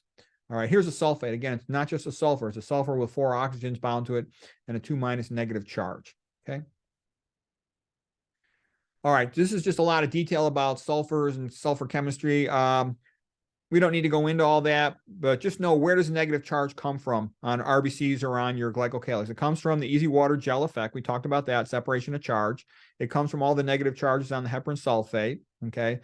Heparin sulfate is a type of glycosaminoglycan, the most common type, okay? But there's other types. There's chondroitin sulfate, which is more common in your cartilage. Right here is the word if you're curious about the word. But that's the main one, heparin sulfate by far. Cholesterol sulfate also has a negative charge on it because of the sulfates. Sialic acids have a negative charge on it because of the carboxylic acid component, okay? And these things all contribute to the negative charge of the glycocalyx and to the zeta potential of other structures like your cells, your red blood cells, your white blood cells, for example. Now, this guy right here, his name is Andre K. He has a YouTube channel where he gives biochemistry lectures. And he's actually a very good biochemistry teacher. I've learned a lot from him. But the reason I got this picture is I like the way he drew this proteoglycan. So what he's showing is the function of a proteoglycan in a joint, making up your cartilage. So let's say you're walking just down a path. When your foot hits the ground, there's impact. And the impact will compress the cartilage. When the cartilage is compressed, this is just a proteoglycan. So this would be our core protein right here. And this would be our heparin sulfates, or in this case, chondroitin sulfates. And this would be the water attached to them. So here's all the water attached to them. But when there's impact, the cartilage is compressed and the water bounces off. But as soon as the weight comes off of that foot, the water goes right back to it. So this is a way that you can simultaneously get a shock absorber and a lubricant within your joints. And it does the same thing in your arteries. You know, there's just not as much impact, of course, in your artery, but there is the impact of blood flow, blood pulsation. So I'm just saying, this is beautiful. This is brilliant. This is great. And the other thing too, think about a genius. Let's say a genius human dedicates 40, 50 years of their life to studying one little tiny part of metabolism, 100 millionth of metabolism. They win a Nobel Prize. Versus when you read about biochemistry and molecular biology, it's so beautiful and clever the way the body does all these things. It's actually, I find it an aesthetic pleasure to study this stuff. It's so cool. Okay, so here's the hyaluronic acid in cartilage is very similar to the glycocalix. It's a little bit different. Let's just say a hyaluronic acid is the backbone in this example of cartilage here.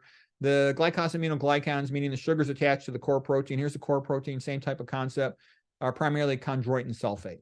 And then here's the water dipoles all aligned with the hydrogen, the positive charges next to the sulfates of the chondroitin sulfates. Okay, so that's how it works. And like I said, when there's impact downward, the waters will bounce off and they'll come right back when the impact is resolved. Okay, so the relevance is if you're sulfate depleted from, eating this glyphosate or for other reasons, not getting enough sunshine, you'll have thinning of your cartilage. Okay, and then you'll have less zeta potential in your cartilage. Let's see. They compared the cartilage of OA, means osteoarthritis patients, versus patients who had fractures. And they found that OA patients had worse cartilage. All right. Cartilage is essentially very much like water, mostly. That's the most common ingredient in cartilage, and also a lot of collagen. So things that mess up collagen will mess up your cartilage. And glyphosate can disrupt collagen synthesis. We're going to go in that. F- water can disrupt it. Alcohol disrupt it. Tobacco smoke will disrupt it. Proteoglycans and chondrocytes are a less important component of cartilage. Okay, the bottle brush, these, as we saw those proteoglycans with all the negative charge on, they look like bottle brushes, the type of brush you would stick in to clean out a test tube. And so when the red blood cells go through here, I'll show you a better picture in just a moment, but they rub against these bottle brushes of the glycocalix to some extent. It reminded me like a car going through a drive-through car wash with those big brushes going around it. And these proteins, some of these proteins come from the liver, some of them come from other locations, some of them are made by the endothelial cell, and all of this stuff has to work together, and it all does. So it's brilliant. Okay, this is just another picture reminder. Core protein in the endothelial plasma membrane, core protein then attached to tons of these sugar residues, repeating disaccharides of heparin sulfate being by far the most common one, heavy negative charge attached to the water dipoles, creating gelled water, easy water, structured water. Okay, here's a plasma membrane just showing the difference between, here's a regular cholesterol. It only has a hydroxyl group on it, so a very weak polarity. And they actually stiffen plasma membranes, okay, versus a cholesterol sulfate has a lot more negative charge on it. And the red blood cell plasma membrane carries these around and then will donate them to the endothelial glycocalyx. This is the difference between human plasma membranes versus plant plasma membranes. A human plasma membrane is stiffened by cholesterol. In comparison, a plant plasma membrane has fiber, what we call fiber, on its outer surface to stiffen it. So that's why animal foods, they always have cholesterol. And that's why plant foods always have fiber, because the plant foods don't have cholesterol, okay? Here's a cholesterol molecule, and you can see it's very hydrophobic, meaning it doesn't like water. Hydro, water, phobic, mean hating, okay? So the only minimally polar thing it has on, it's got a little hydroxyl group, meaning an OH. All right, you stick a sulfate on there, now you got this big bulky thing with a double -2 charge on it. You got -1 free, but this is much, much more polar. So It's a lot easier to transport cholesterol through an aqueous solvent when you got it sulfated. Also, remember, sulfate is cosmotropic, meaning that it causes water to gel. So you don't want sulfate traveling around in your blood free, because you don't want your blood to become like jello, to clot. That would be bad. So they're mutually beneficial, the sulfate to the cholesterol molecule, and the sulfate also combines with all your steroid hormones to transport them in the blood. So this sulfate plays a very important role. Not many people know about it, facilitating the transport of steroid hormones in the blood and the cholesterol sulfate. And so it's a way to get these negative charges transported around so you can stick them into your glycocalyx where you need them. By the way, this is a good word to know. Hydrophobic means something that is not water soluble. Cholesterol by itself is not water soluble. But amphi, like an amphibian, can live on land and water. Philic means that it can be soluble in either an aqueous phase or an oily phase, and that can be very valuable for a molecule. We'll get into that some other time, but you're going to want to know that word, amphiphilic. That's very useful in understanding physiology. Okay, here's just another picture of it. Endothelial glycocalyx is typically about 0.5 to 5 microns thick. It's thicker in certain locations than other. Again, glyco means sugar, calyx means coating. Here's a nice healthy glycocalyx with the negative charges all up high and these adherence molecules down low. If you damage the glycocalyx, it's cut off. All the adherence molecules, adhesion molecules, you might call them, are down low, and they cause all the trouble. They stick to white blood cells and let the white blood cells get subendothelia. You don't want that. Okay, here's just another picture of it. It just shows you the plasma membrane of an endothelial cell, quite nice. It's sort of like every picture I saw in these different journal articles, each one would show one feature of it nice and maybe screw up the other features, but the main point is made. The healthy stuff sticks up high, the adhesion molecules are down low, and when you lose the healthy stuff, the adhesion molecules are exposed that cause clotting and inflammation and allow these like neutrophils. Here's a neutrophil, polymorphonuclear leukocyte, to get through the membrane and get down subendothelial. So subendothelial means below the endothelial cell, the lining cell of the artery. Oh, here's the shear stress of the blood flow, and that's going to displace the glycocalyx and cause it to release nitric oxide. Okay. Here's when you have diseases. If you have free radicals, reactive oxygens from eating omega-6 fats or from excess free iron, they're going to damage this glycocalyx, and they're going to activate this whole inflammatory process. Pro-inflammatory cytokines from an infection, for example, they're going to cause a lot of problems in here. Eating a high-fat meal is going to activate the neutrophils to release myeloperoxidase. We'll talk about that in a moment. That's going to damage the glycocalyx. Disturbed flow, abnormal amounts of turbulent flow or retrograde flow due to hypertension at bifurcation points, that's going to damage the glycocalyx. If you have large-scale damage of the glycocalyx, for example, due to a severe infection like sepsis, the heparin chains will be released, and the body will actually have a hard time processing them. It'll try to remove them from the body, but they become what is called the DAMPs, which means damage-associated molecular patterns.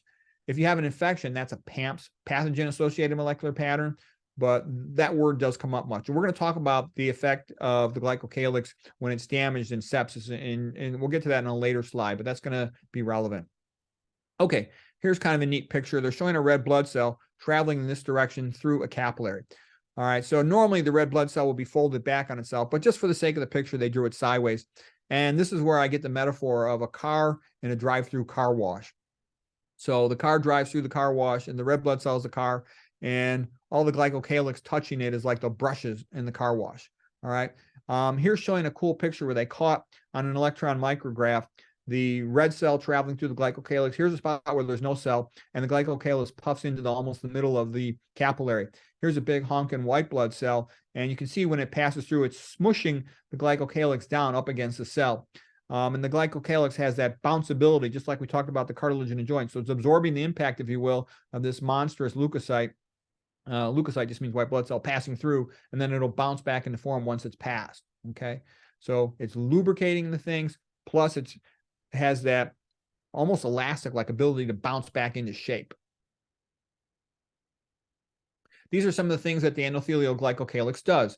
When the proteoglycans are displaced by the shear stress, which means the blood flow, it pushes them over a little bit, and that activates eNOS. eNOS is endothelial nitric oxide to make nitric oxide. That's a vasodilator. Just like Viagra increases nitric oxide in the Johnson, in the arteries, nitric oxide is released to vasodilate, to open up the artery. It also helps prevent clotting. And if you hear Dr. Esselstyn talk about preventing atherosclerosis, he's going to talk to you about nitric oxide all day long. I went to his course and visited him out in Cleveland. And he kept going on and on about endothelial nitric oxide. And, I was sort of like the annoying person in the audience. I said, well, what about this? What about this? What about this? And he goes, we'll talk about that later. And then he came over to me at lunch and he goes, Pete, I need to get the audience to understand nitric oxide. If they not understand nitric oxide, they're going to have a great result. All this other stuff, you're just going to confuse them. If they understand nitric oxide, they'll get great results. So he says that's why he focuses on nitric oxide. And nitric oxide is the most important thing. It definitely is the most important thing. There's just a lot of other stuff going on too that's rather interesting. All right. Maintains the tight junctions. It regulates the permeability of what's going to get through that endothelial layer. It interacts with the immune system. It interacts with other cells. Okay, now here's when there's problems. We talked about hypertension causing abnormal amounts of turbulent flow, retrograde eddy flows, and that's going to lead to shedding of the glycocalix. They show a scissor here for the glycocalix being clipped off and shed into the blood locally at bifurcation points. When there's infections, it'll be more widespread. Your neutrophils can release part of like their nuclear inner contents, and they're called nets, and they are like a trap for inflammatory infections, and they cause a big mess. There's a lot of reactive oxygen species generated from that. All of this stuff is bad for the glycocalix and can cause it to be shed, okay? When you shed the glycocalix, complement can be activated, part of the immune system, causing these big immune responses. Clots can form along the endothelium. All of that is bad. Atherosclerotic plaques can form along the endothelium. All of this stuff is bad, okay? So we talked about sulfur being a major transporter. Sulfur, here it is, transporting cholesterol sulfate, making it polar enough to be transported in the blood. Usually this will be part of the red blood cell plasma membrane. It's also going to bind with all these hormones. These are all your sex steroids, estrogen, progesterone, testosterone. So the point I'm saying is glyphosate can cause sulfate deficiencies, and so that can interfere with your ability to transport all these steroid hormones around. That's not good. It also has an effect on neurotransmitter metabolism, which is a little bit of a separate subject, but it's relevant, okay? And you can see here it is transporting a serotonin. Let's see, barrier function. These are just things that endothelial glycocalix does. It has a barrier function to decide what gets under that endothelium or not. If the proteoglycans are shed, these are all a bunch of different things that can cause it degraded. Then you damage your endothelial barrier, you're more prone to clotting and having inflammation.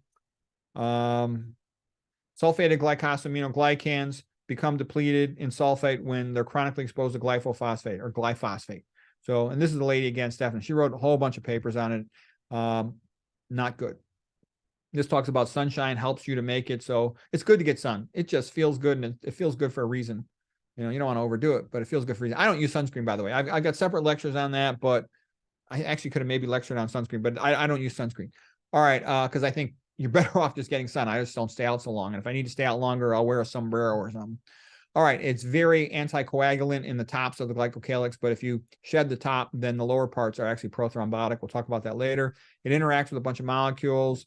For our purposes, we already talked about superoxide dismutase, and also antithrombin 3 is an important part of it. Mechanotransducer to generate nitric oxide. Yeah, we talked about that. Prevention of angiogenesis. Okay, this is a cool picture. This is showing that as the red blood cells travel through the capillary, they're releasing cholesterol sulfates, negative charges, to the endothelial glycocalix lining of the arterial wall, the capillary wall.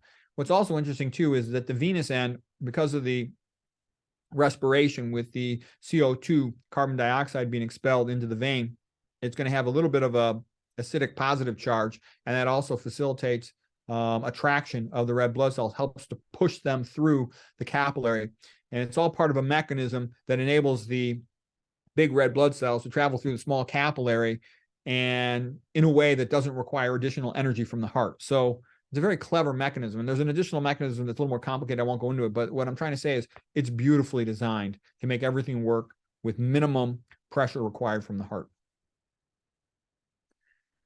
Okay, this is just more of the same type of picture. Normal blood flow, the red cells are all separate, but if you have a bridging molecule, something that sticks the red blood cells together, which can be LDL cholesterol, can be an IgM antibody, it could be uric acid from high uric acid levels from eating too much meat, too much fructose.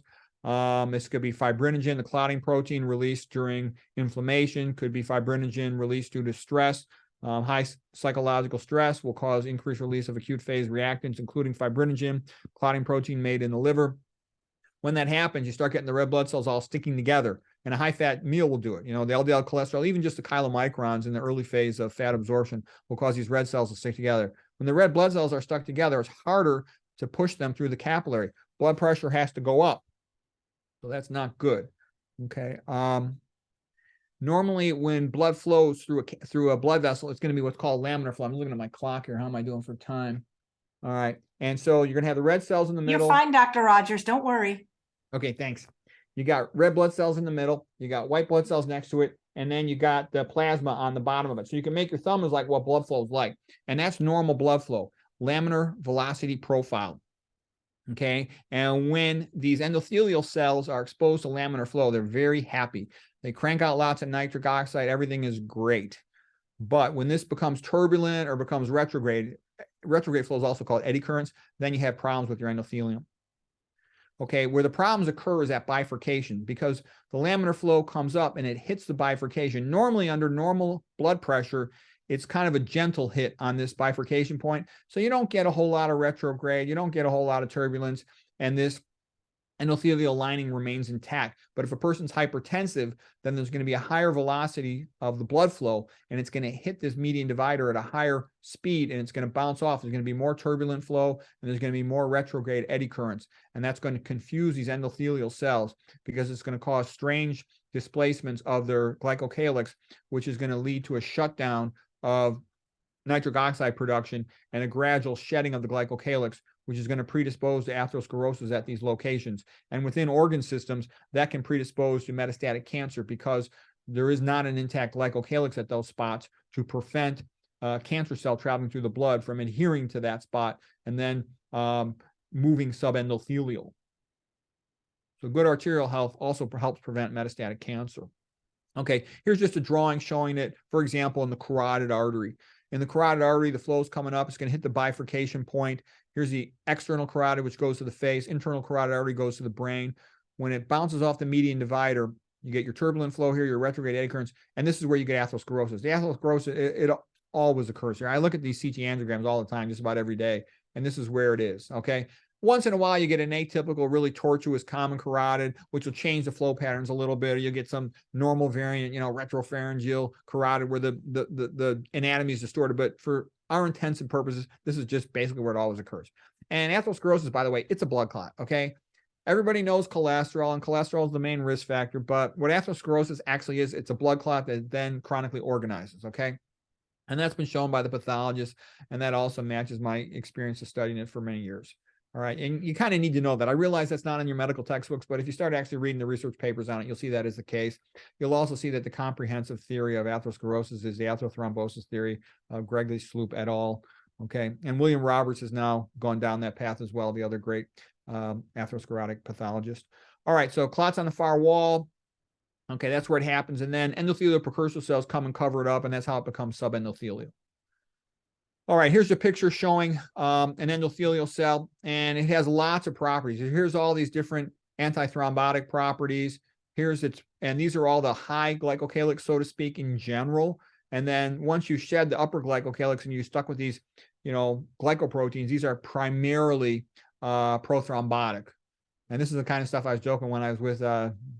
Esselstyn. I'd be like, well, what about this? What about this? And he's like, we'll get to that later. We'll get to that later. Nitric oxide is really the only thing that matters. If you just know nitric oxide, that's good enough. Everything will make sense. Nitric oxide is released by the endothelial cells, and it prevents clotting of the platelets within the blood flow. Nitric oxide also diffuses over to the smooth muscle cells on the wall of the artery, and it causes them to relax. So you get vasodilation, and it enables more blood flow to go through the artery. That's what you want. Okay, this is showing, again, some of the effects of a high-fat meal. So I just want to show a little bit of this stuff because you get a synergistic effect. It's bad enough to eat a high-fat meal if everything's organic, but if you eat a high-fat meal and you're chronically eating glycophosphate, you're chronically eating sodium, you're really messing up your arteries. So here is healthy arteries. Here they are at baseline during fasting. And then if you do this would be flow-mediated dilation test with a tourniquet, but it could also be exercise. The artery can dilate a lot, all right? Here it is after a high-fat meal. You have less ability of that artery to dilate. This is the maximum flow, diameter you can generate. Here it is after eating a high-fat meal. But in a person who's got more baseline chronic arterial wall thickening from cardiovascular risk factors, let's say hypertension and diabetes, they've got less ability to vasodilate. So they can, they can really put themselves into a bad situation if they eat a high fat meal and then simultaneously they try to exercise and they're out in the cold weather, shoveling snow or something. They just don't have the arterial blood flow to provide adequate blood delivery to that heart. So that can cause a myocardial infarction. And then they can make it worse. Caffeine will be increasing the metabolic rate and also causing some vasoconstriction. So all these things can add up, and those things predispose to a heart attack. This image got distorted because I made it on a different computer, but the point is, in an atherosclerotic plaque, it's partially reversible because you can reabsorb the lipid core, you can reabsorb the necrotic core, you can reabsorb the red blood cells in it, some of the cellular fibrous tissue. This can all be reabsorbed. You can't reabsorb the acellular fibrous tissue, the scarring, the collagen tissue, fibrosis. You can't reabsorb the calcifications. You also, though, will get the nitric oxide to start being produced again once you remove the things like the sodium and the high fat, and that will help to dilate the artery and get good flow. So you'll often get dramatic improvement within just a couple of days from this, and this will start becoming more manifest after about a week or so. All right, peak lipemia is the spot where people get cardiac chest pain. This guy, Peter Quo, way back in the 1950s, and later his work was repeated by Ray Rosenman and Meyer Friedman in the 1960s. Basically, what they did is they fed a person a high-fat meal. They checked their blood lipids every 30 minutes, and he took a whole bunch. He was a cardiologist, took a whole bunch of patients with cardiac angina, and when he fed them saturated fat, which peaked at about 5 hours, they got chest pain, many of them. That was very characteristic. And when he fed them unsaturated fat, because there was a move in the 1960s, Ansel Keys had shown in the 1950s, that sat fat was a cardiac risk factor for atherosclerosis. So there was a big idea, well, we'll switch to unsaturated fat, all these oils, primarily omega-6 fats. And when they did that, what they found was it was even worse than the sat fat. It caused a more prolonged sludging of the blood, thickening of the blood, leading to more prolonged angina episodes. And his research workers got pissed off because they would start at, let's say, 8, 9 in the morning, and this stuff was still plugging up the arteries late into the evening. So it's bad. You really want to avoid cooking oils. That's why Dr. Esselstyn says not one drop of the oils. None of them are okay. Not olive oil, not canola oil. They're all bad. You want to avoid them. I recommend zero intake of oils. I won't eat any food that has oils in them. This paper here is some of the papers by Roy Swank. So Roy Swank is a great neurologist who found that by minimizing dietary fat, especially sat fat, he got incredibly improved results in his MS patients. And they looked at things like the arteries in the cheek pouch of a hamster. You can also look at that in a human. You can look under the tongue, sublingual. You can look in the eyes. That's what Meyer Friedman and Ray Rosenman did. And you can look at it with a microscope in real time. And what they saw is after a high-fat meal, you get clumping of the red blood cells. Rouleau means stack of coins in French. And when you got clumped up RBCs, they're not as good at delivering oxygen. So you get a relative hypoxia of the tissues. Swank found in a hamster brain, he would get like a 30% drop in oxygen delivery when the RBCs were clumped up after a fat meal. Here's one of the papers by Swank. Oxygen availability in brain tissues after lipid meals, okay? Other papers will show by like Quo, for example, 15 to 20% drop in oxygen delivery to the tissues. Things that will increase risk of myocardial infarction, sudden severe stress, and if you eat a high-fat meal, but other things that'll do it. So some people get stressed out when they're watching a sports game and they're drinking beer, they're eating salty, high-fat pizza. All of those things can add up to multiple factors increasing one's risk of heart attack, myocardial infarction. Oh, another point I want to make is here's the arteries of the heart. Here's the aorta, thoracic aorta. Here's where the arteries come off. Let's say the left main coronary artery. That's the one they call the widowmaker, because if that's blocked off, you block off all the blood flow to most of the blood flow to the left side of the heart, the circumflex artery and the left anterior ascending artery. But the point I'm trying to make here is when a cardiologist do a cardiac cath, a coronary artery angiogram, they look at these big arteries. These are located on the outer surface of the heart. They're called the epicardial arteries. And that's important. But what I'm trying to say is there's also these arteries that go into the muscle of the heart muscle. They're called the intramuscular artery, and they got small little branches and little microvasculature. And the point is they can't really even see these arteries too well. And you can only put a stent or do a bypass to these big honking epicardial arteries. But most of the arterial volume of any part of the body is in these little tiny arteries in these capillaries. And so you don't even remotely come close to treating them with stents or with bypass surgery. Okay. And atherosclerotic disease, like from the William Roberts paper, it's always diffuse. This idea of single vessel disease or just an isolated stenosis, that's not reality when you look at these arteries at autopsy under pathology. There's always a diffuse, relatively similar amount of disease everywhere. So the optimal way to fix that is optimize the diet. That's why Esselstyn got such great results with his low-fat vegan diet.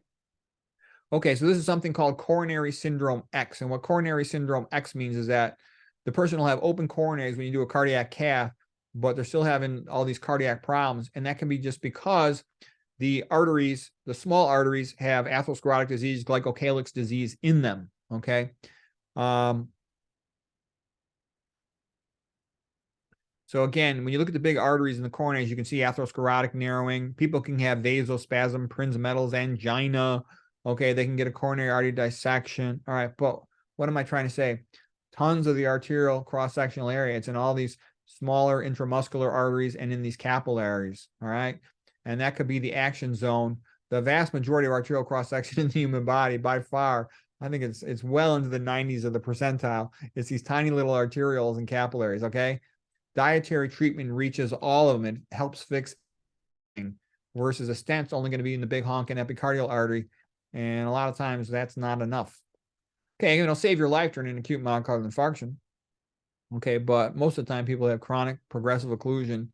All right, so anyways, this was just one thing about a mechanism. When the red blood cell is traveling through the capillary and it gives off oxygen, giving off that oxygen changes the shape of the hemoglobin, and on a large scale, that will distort the shape of the red blood cell. And the red blood cell, the design is so intelligent that it will actually release some ATP that will then interact with the endothelial, the arterial lining of the capillary, and it'll cause vasodilation that'll progress proximally. So what I'm trying to say is there is this brilliant mechanism whereby the red blood cells can titrate how much oxygen is being delivered to the tissue adjacent to the capillary. And it's just incredibly precise and accurate and fast, and how great it can do all of that. The design of the human body, the more you study it, the more fantastic it is, the more beautiful it is. It's aesthetically beautiful. These are all things that degrade the endothelial glycocalix. We talked about hypertension and when it hits the median divider point. Oxidized LDL can do it. Things that cause oxidative stress will contribute to that. A high-fat diet is really bad. A high cholesterol diet is bad. High LDL cholesterol is bad. That's a bridging molecule, sticks RBCs together. High triglycerides also promote blood sludge. Glyphosate can, over time, with chronic exposure, lead to sulfate deficiency. It also makes the immune system dysfunctional, can deplete the glycocalix, and that'll cause all kinds of other problems. Diabetes, hyperglycemia on a prolonged routine basis will damage the glycocalix. I'm going to show examples of how damaging that is to the kidney and to the eyes. Clot formation for whatever the reason. Diabetes makes the blood more prothrombotic. Ischemia, meaning lack of blood supply to an area. I see lots of old people with a bunch of small strokes in their brains, many of them silent strokes due to ischemia, and that'll also make the blood-brain barrier more permeable at those sites. So that's bad. Excess dietary sodium, it inhibits enos, endothelial nitric oxide. That's why I recommend low salt. Walter Kempner had great results by lowering dietary sodium.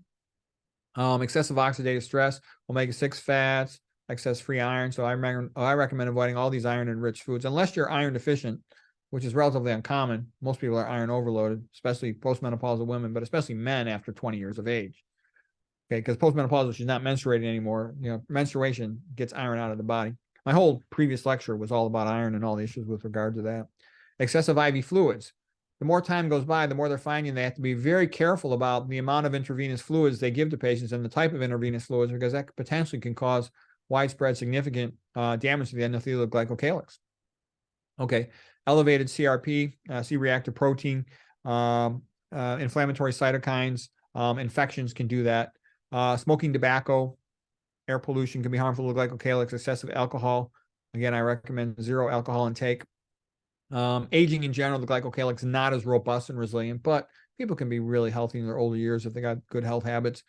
MPO, myeloperoxidase. So when you eat a high-fat meal, the neutrophils become activated and they release myeloperoxidase, which is going to collapse the glycocalix.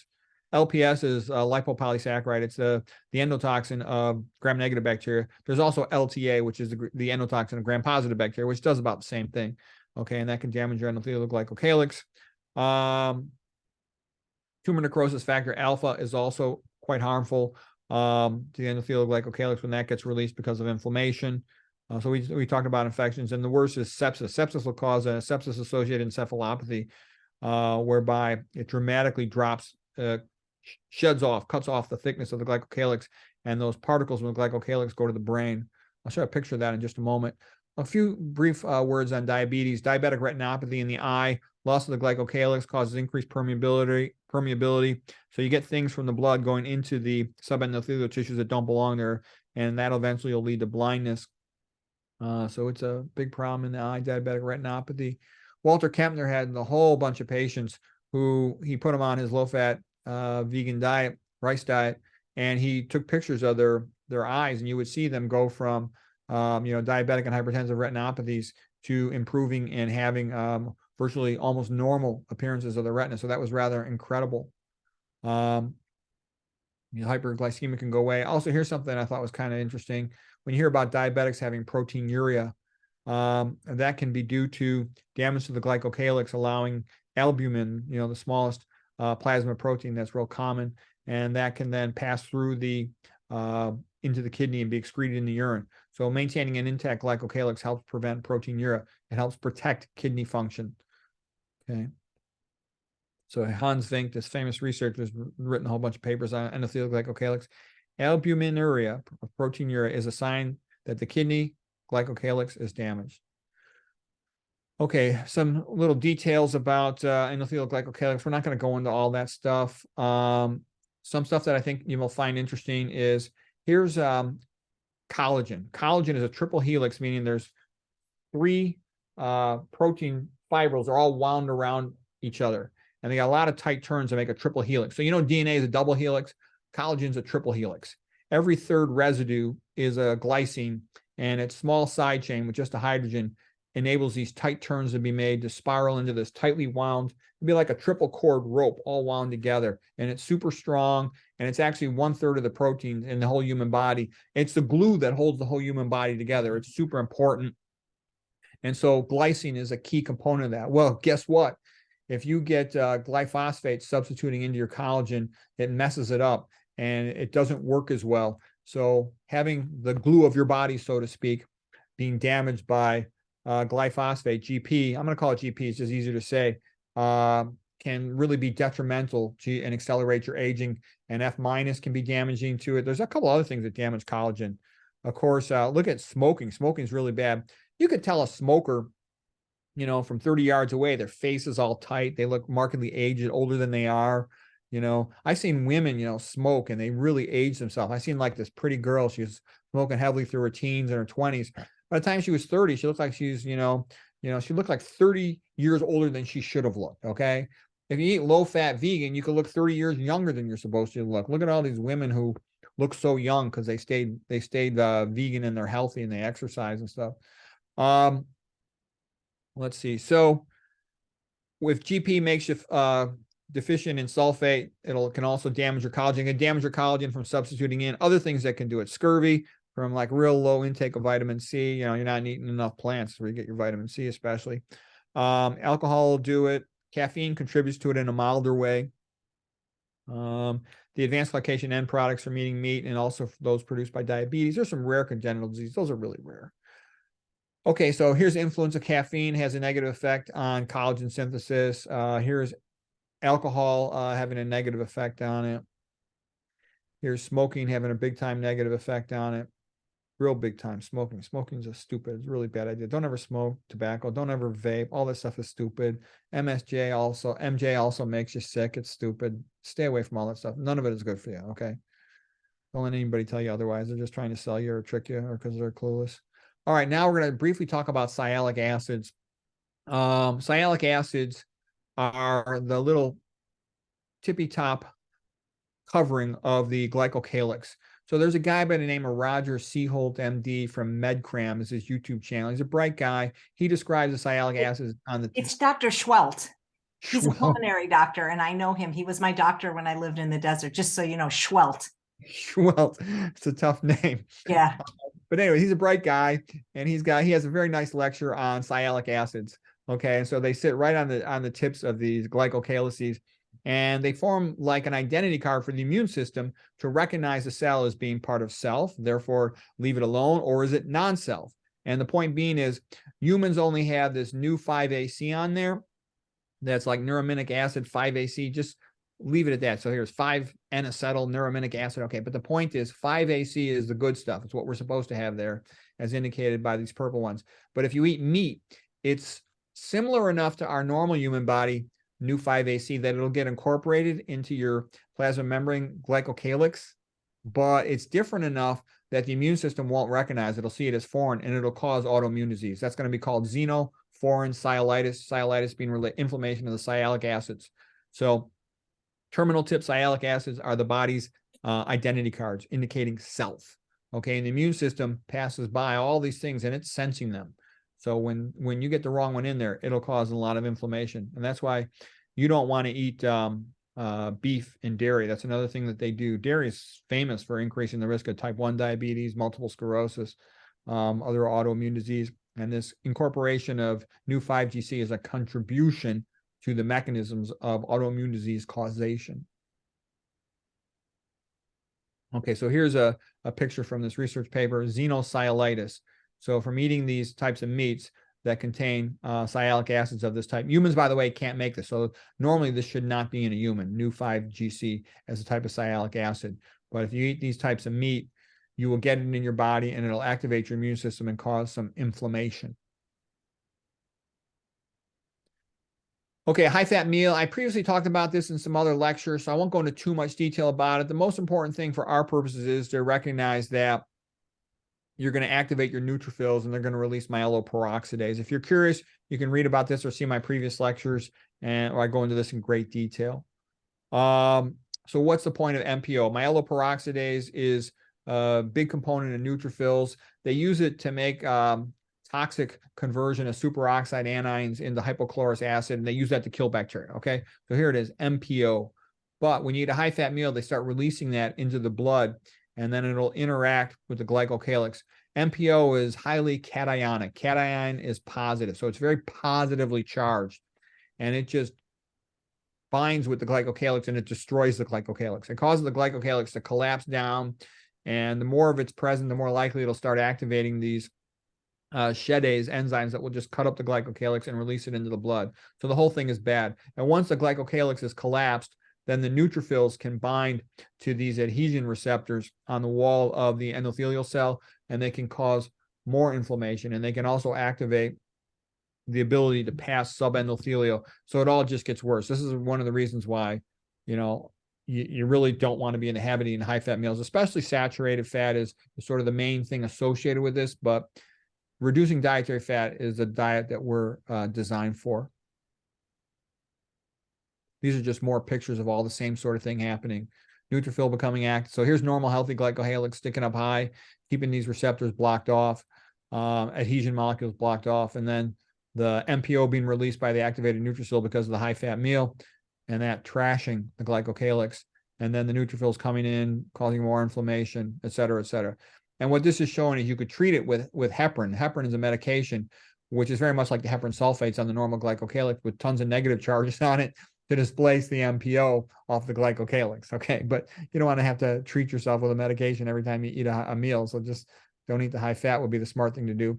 This is just one example showing how neutrophils will interact with these adhesion molecule receptors. Normally glycocalix negatively charged and they're repulsed because they both have a zeta potential, meaning a negative charge. But when the glycocalix is sort of neutralized and destroyed by the MPOs, now these receptor molecules, the neutrophil can bind to them, and the tighter it's binding, it'll then form a secure attachment, and it can pass into the subendothelial space and cause trouble over there. You don't want that. High-fat meal will also distort the shape of the red blood cells. It can cause acanthocytes. I remember A for asymmetric distortion with these little spikes on them, or spurs on them, if you will. And also cause echinocytes, like an echinid, which is kind of like a porcupine. And this just means that E for echinocyte, E for equally spaced, the spurs all around the outer surface of them. So when you damage the shape of a red blood cell, you're going to decrease the amount of oxygen it can deliver. It's bad, okay? We talk about excess iron will distort the shape of red blood cells. We talked about like in the teardrop shape. We talked about how lipopolysaccharide and LTA, lipoteichoic acid, with the gram-positive bacteria, those will also distort the shape of red blood cells. They're all going to decrease the ability of the red blood cells to deliver oxygen to tissue, so they're all bad. So you don't want leaky gut. You don't want to be eating routine high-fat meals. High-fat diets also they change the metabolism of the fatty acids in the outer leaflet of the plasma membrane of the red blood cells. They'll cause more of the phosphatidylserine, it's a type of phospholipid, to flip into the outer leaflet of the red blood cell plasma membrane. And when that happens, they stiffen the red blood cell, so it's less able to deform itself as it passes through a capillary, meaning that it's less able to deliver oxygen. It'll end up having a shorter lifespan in a negative way. And that can also, it also becomes prothrombotic. We're not going to go into any more detail. Just know it's bad. That's good enough for our purposes at this point. So if you ask me the question, is organic worth it? I'll say, yeah, definitely yes. It's especially worth it to eat organic for the sake of avoiding glyphosate, for the sake of avoiding atrazine, and for the sake of avoiding GMO. If you had a non-organic food that was not GMO and it wasn't sprayed with glyphosate or atrazine, then it's not as big of a deal. I don't know. It would depend to some extent what else was sprayed on it, if anything. But like I said, I think these are under-recognized, the significance of glyphosate being a problem. What does organic mean? Well, theoretically, it should mean that there's annual on-site inspections when it's USDA certified organic. The main benefit of it, though, is to avoid GMO. They can't allow GMO in certified organic USDA. And to avoid these herbicides, glyphosate and atrazine. Also, you avoid some pesticides. I don't off the top of my head know the names of all those. What would be best? To have small local farms, the way things used to be, okay? Ideally, I had a picture in there somewhere. Maybe it'll come up on my next slide. I hope I got in here. I had a picture of that American Gothic picture. I hope I got in there. I thought it was supposed to be right there. Is all organic food okay? Of course not. There's lots of organic junk food. You can have, potato chips that are organic. Because that happened in my family. I had a lot of family members that go, hey, we're eating organic. They're eating potato chips, all this crap. Can it contain MSG? Yeah, you can have MSG in organic food. You don't want it. I think you should avoid it. I think it's worse than people recognize. How can you avoid MSG? Well, there's a lot. That's a kind of a topic for a whole other talk, because a lot of times got all these hidden names. There's something called manufactured free glutamate. Also, if you just eat single ingredient foods, they're not going to have any MSG in them. They can hide MSG, though, when it's a secondary ingredient. That's another reason why I won't eat any food that has more than one ingredient. Can organic contain GMO? No, it can't. That's one of the rules. They don't allow it. That's one of the good things about it. They don't allow atrazine. They don't allow glyphosate. What about other pesticides? It'll decrease some, but I don't have the exact names of all the other ones that are decreased, but there are real benefits to doing it. If a food is labeled non-GMO, does that mean there's no glyphosate in it? No, it doesn't. Something could be non-GMO and it could still be sprayed with glyphosate. They especially do that in cold climates, a place like Canada, for example, because it helps them to get the leaves to fall off and they can harvest it faster before the winter frost sets in. And that's done on sugarcane, soybeans, sunflower seeds, wheat, barley, rye, oats, peas, garbanzo beans, chickpeas, lentils. So that's a reason why you really want, if you're going to be eating beans, you want to be very certain that those are organic, okay? Because otherwise they can contain surprisingly high amounts of GP. So that's worth knowing. Let's see, what else? Are organic foods 100% free of glyphosate? Sometimes there can be a little, just the wind spread it over, but that should be relatively minimal. What does glyphosate do in plants? It inhibits something called the shikimate pathway, which is related to a phosphate binding enzyme, and it's used by the bacteria in your gut to produce the aromatic amino acids like phenylalanine, tyrosine, and tryptophan. It also relates to some of these neurotransmitter synthesis pathways. Okay, do companies sometimes cheat? Sometimes, usually they don't, and that's been tested by a whole bunch of urinary pesticide residue studies and herbicide studies. How much difference is the nutrients? That's a complex question. Probably not that much, but organics seem a little bit better. Okay, what can we do? Only eat plant foods. Like, let's say you go to a restaurant. Well, first of all, I'd only eat plant foods, and I would avoid corn, soy, or other foods that we know that tend to be sprayed with GP, or anything else that's known to be GMO. For what plants is it especially important to eat organic? Things like strawberries, it's real hard to wash them off. You can go to ewg.org, that's Environmental Working Group, their website, and they have a so-called dirty dozen, foods for which it's most important to get them organic. So if you're curious about that, that would be a place to go. What are disadvantages of organic? It's a little more expensive. So some people say, well, I can't afford it. Well, if you're eating starches are pretty cheap in general. So your starches, things like potatoes, sweet potatoes, rice, beans, oatmeal, quinoa, they tend to be relatively inexpensive, and they tend to have a long storage shelf life. So that's a good combination. I love the taste of fruit, but fruit's more expensive. So if you want to save money, you'll probably be eating a lot more starch, less fruit. And, McDougall will tell you it's fine to eat 90% or more of your calories of starch. The Papua New Guinea population, they were eating 93% of their calories from sweet potatoes. A person can live off just eating regular potatoes. So anyways, starch is the way to go for saving money and still being healthy. What about the environment? Yeah, organic's better for the environment. The GMO sprayed with GP and atrazine, those are largely monocrops. They'll alternate from year to year. Soybeans to provide more nitrogen to the soil as a legume, and then the subsequent year with the corn, they'll sort of eat up all the nitrogen. Then next year with the soybeans, for example. But these monocrops are more prone to, crop failures. So that's not good. You run the risk of ending up like the Irish potato famine in the 1840s, where a lot of people starved to death and a lot of people were forced to emigrate because there was no food for them. You don't want that. What foods have a GMO version? This is sort of one of the more recent lists: corn, soy, tomato, cotton, papaya, canola, sugar beets, alfalfa, also tobacco. And I'm sure there's other new ones too that I just haven't heard about yet. How safe are GMOs? I can tell you, I would never eat them. I can also tell you that guy, Jeffrey Smith, the world famous expert on the subject, he recommends avoid them. He says they're not as precise as you would guess the process of making them. He thinks they're more dangerous than people realize. He says it's like genetic roulette. He calls it chromosomal mayhem. So he would say stay away from them. Unless I was starving to death, I wouldn't eat that stuff. Anything that was GMO. Okay, is organic worth it? Again, yeah, I would do it. I think, soy is typically used to make the cheap protein for processed food. Corn is used to make the cheap sugar, like high fructose corn syrup, for processed food.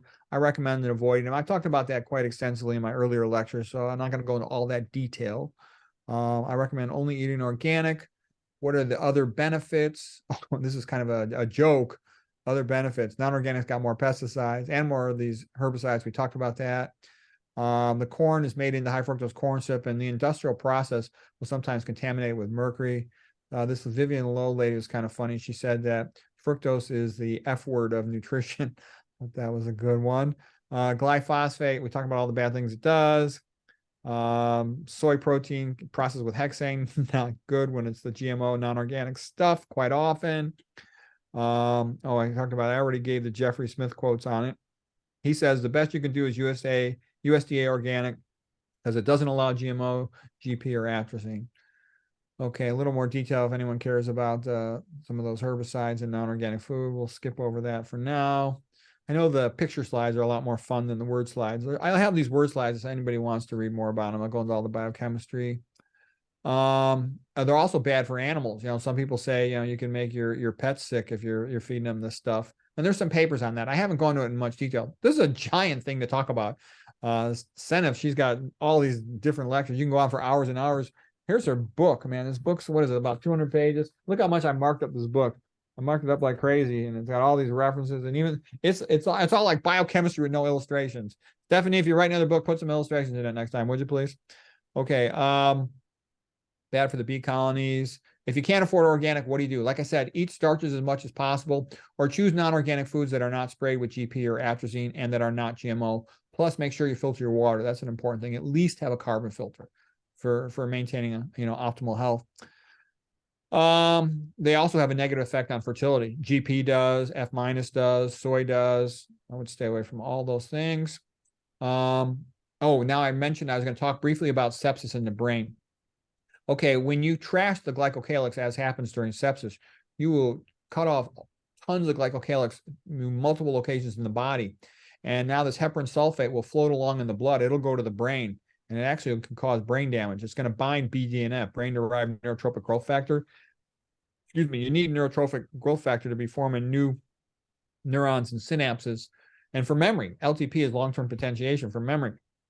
So sepsis, a lot of times a person will have cognitive impairment that can be relatively prolonged or even permanent after sepsis, and that's why. We talked about previous, I'm going to come back to that in just a moment. Getting leaky gut, whereby bacteria, gram-negatives and gram-positives. Gram-negatives making LPS, gram-positives making LTA. Those also will damage the glycocalix and are prothrombotic and can lead to elevation of all these cytokines, pro-inflammatory chemicals that are going to lead to this negative cycle of damaging glycocalix and whatnot. So here's a picture I wanted to show you. This is a cool picture. Heparin from the cleaved glycocalix due to sepsis, some of it can get across the blood-brain barrier and get into the brain parenchyma. So this is subendothelial. Beneath the blood-brain barrier is like the endothelial layer in the brain. And the heparin combined, these are BDNFs, brain-derived neurotrophic growth factor. And once they're complexed together, you can't form memories adequately because you need the BDNF to contribute to that process. So that's kind of scary. Okay, let's see. Getting into insulin resistance makes things worse. High-fat meals can cause cognitive impairment. Okay, fine. The higher your hemoglobin A1C, the stiffer your red blood cells, the less deformable they are, the less ability to deliver oxygen. Okay. The less they're able to release that ATP that I showed earlier to vasodilate the capillary and produce compensatory vasodilatation for more oxygen delivery in the setting of increased tissue activity. So you basically mess things up. It causes brain fog. It's been shown repeatedly in rodent studies. Are people getting dumber? I've talked about this before, and I do think people are getting dumber because people used to read these triple-decker 1,000-page novels back in the 1800s. And it was also because they had nothing else to do, but attention spans are decreasing. I see tons and tons of cognitive impaired patients. And I told you, I've had internal medicine friends of mine, they say virtually all of their patients over 60 are cognitively impaired. And I think it's because people tend to have multiple bad habits. And I talk to patients and I'll say, you know, sir, you might want to improve your diet. I'm like, oh, I eat healthy. I'm like, well, what's your typical dinner? Oh, lots of chicken and fish, a little bit of olive oil, you know, some red wine. I go, sir, I don't think that's a healthy diet. And he goes, no, it's just genetic. Everybody in my family has coronary heart disease. All my brothers and sisters and my parents, they all have coronary heart disease and had to go for open heart surgery. I'm like, I don't think it's genetic. I think it's because you all eat the same thing. But that knowledge has not significantly reached the public. And, you know, most of them don't buy organic. They want to save money. We talked about the dilatory theory of chronic cerebral hypoperfusion related to, for example, we tied off the carotid artery in a mouse and we get hyperperfusion in the brain. So that was a problem there. And you get the same effect by being overtreating your hypertension. All right. I've talked about this before on diabetes. We don't think we got time to go into all these things here, but what I'm trying to say is there's multiple things causing brain damage in people and impairing their cognitive function, and almost all of them are avoidable. So you want to keep your smarts, avoid all these things. All right. Insulin resistance also affects your neurons, your brain cells, your hippocampus, and causes cognitive impairment. So it's a big deal. Diabetes, you want to fix your diet to optimize it so you get better glucose metabolism in your brain. Okay, this is my theory of brain dementia, which I think the two best theories of dementia causation are the dilatory theory and my theory. My theory was neurovascular uncoupling, whereby you have a certain level of metabolic demand in your neuron, and you have a certain level of oxygen and glucose delivery. If you drop the oxygen and glucose delivery by vasoconstriction from sodium, you're starting to create a gap between oxygen, glucose delivery, and metabolic demand. If you further drop the oxygen delivery by vasoconstriction in your cerebral arteries like caffeine, you widen that gap. Caffeine's double bad because it increases the metabolic rate of those neurons. Psychological straight increases the metabolic rate of those neurons, okay? Other stimulants like amphetamines will increase this metabolic rate. MSG, increase the metabolic rate. Aspartame, increase the metabolic rate. The bigger this gap gets, and then if you have insulin resistance, you'll further lower the glucose delivery to that brain cell. Sleep apnea, you deliver it. The bigger this gap gets between oxygen, glucose delivery, and metabolic rate of this neuron, the more likely this neuron is to die, go into apoptosis, programmed cell death. You don't want that. And I actually think this is the most common cause of dementia because this and dilatory theory of chronic cerebral hypoperfusion. I look at brains all the time. I don't see the so-called Alzheimer's pattern. I don't usually see multi-infarct dementia. I usually just see an atrophic brain. Yes, a lot of times I'll just see a bunch of silent strokes, but usually not enough to explain that. And lots of brains are clean and the patient's all demented. When I say clean, I mean it doesn't have any strokes or has very, very few. Okay, so, and the good news is almost all the stuff is preventable. All right. These are just more studies showing high-fat diets will cause memory impairment in mice, learning impairments. And GP is also a neurotoxin. It causes excitotoxicity in the brain. So we didn't have time to go into all that today, but it's bad for your brain. Okay, MSG, this is a lady who cured her kid. She's a biochemist lady, cured her kid of autism by avoiding MSG. Autism is multifactorial. Seneff thinks the main causative thing is this glyphosate. This Reed lady felt the main thing that caused it in her child was MSG, and there's other theories of autism, of course. I've talked about this before, the problems with atrazine. It's also, not only is it an estrogenic chemical that's toxic, it's also toxic to mitochondria. I also talked about soy lowering sperm counts and predisposing infertility. It also can be damaging to the female epithelium of the vagina, damaging to the uterus development, etc. So I'd recommend avoiding it. And I think a lot of the so-called benefits of the soy was simply that same patients that ate more soy were avoiding their meat and dairy. And so what does it all come down to? I think the smart way to live is, to the extent you can, live like Adam and Eve, but keep your indoor plumbing, your indoor heating. And by Adam and Eve, I mean simplify. We're designed to eat three things: starches, fruits, and vegetables. Okay. And you keep your life simple. You get your sunshine, you get your exercise during the day, you spend some time with loved ones. That's about as healthy as you're going to get. And all this fancy stuff doesn't tend to make a whole lot of difference. Oh, and I sort of remember this quote of First Peter. He says, "Well, love is the relationships. Whole food, plant-based diet is the health. Above all, love each other, for love covers a multitude of sins. Use whatever gift you have received to help others." And the point being is that when you're eating whole food, plant-based diet, you simultaneously fix like about 50 metabolic problems. So you don't have to think about it, and be a professor. You just eat that way and you'd be better off. So anyways, that's it. Now, where did you get that quote? Oh, what, that last one? Yeah. Yeah, that was a Bible quote, First Peter, from chapter in the Bible there. And so I love it. Is above all, love each other, because love covers a multitude of sins. And I think that's truth. I mean, think about the effect of, a mother. The love of a mother just sort of makes everything better for the whole family, for the kid. And it's a powerful thing, I've seen it I've talked about it too. Love is a very powerful thing. It's a very therapeutic. It lowers stress. It makes everything okay. And all kinds of problems are fixed by that love. So, and then I said, for health, whole food, plant-based diet is basically the equivalent. So it's First Peter chapter 4, verse 8. Nice. Well, you talked about the population that ate 93% of their calories from sweet potatoes. Yes, that was the Papua New Guinea. And what I thought was, do they still do that? And I'm just curious, any special kind of sweet potato? I don't know. But one of the things that was interesting about them was they smoked like chimneys, but they had 6 times less lung cancer than the Americans. And that was because the Americans were eating a high-fat diet. So it was synergistic, more cancer. Well, speaking of high-fat diets, I don't know if you follow other plant-based doctors, but there's a bunch of plant-based cardiologists now that are promoting olive oil as being good for endothelial function and heart health. And, what do you say to that?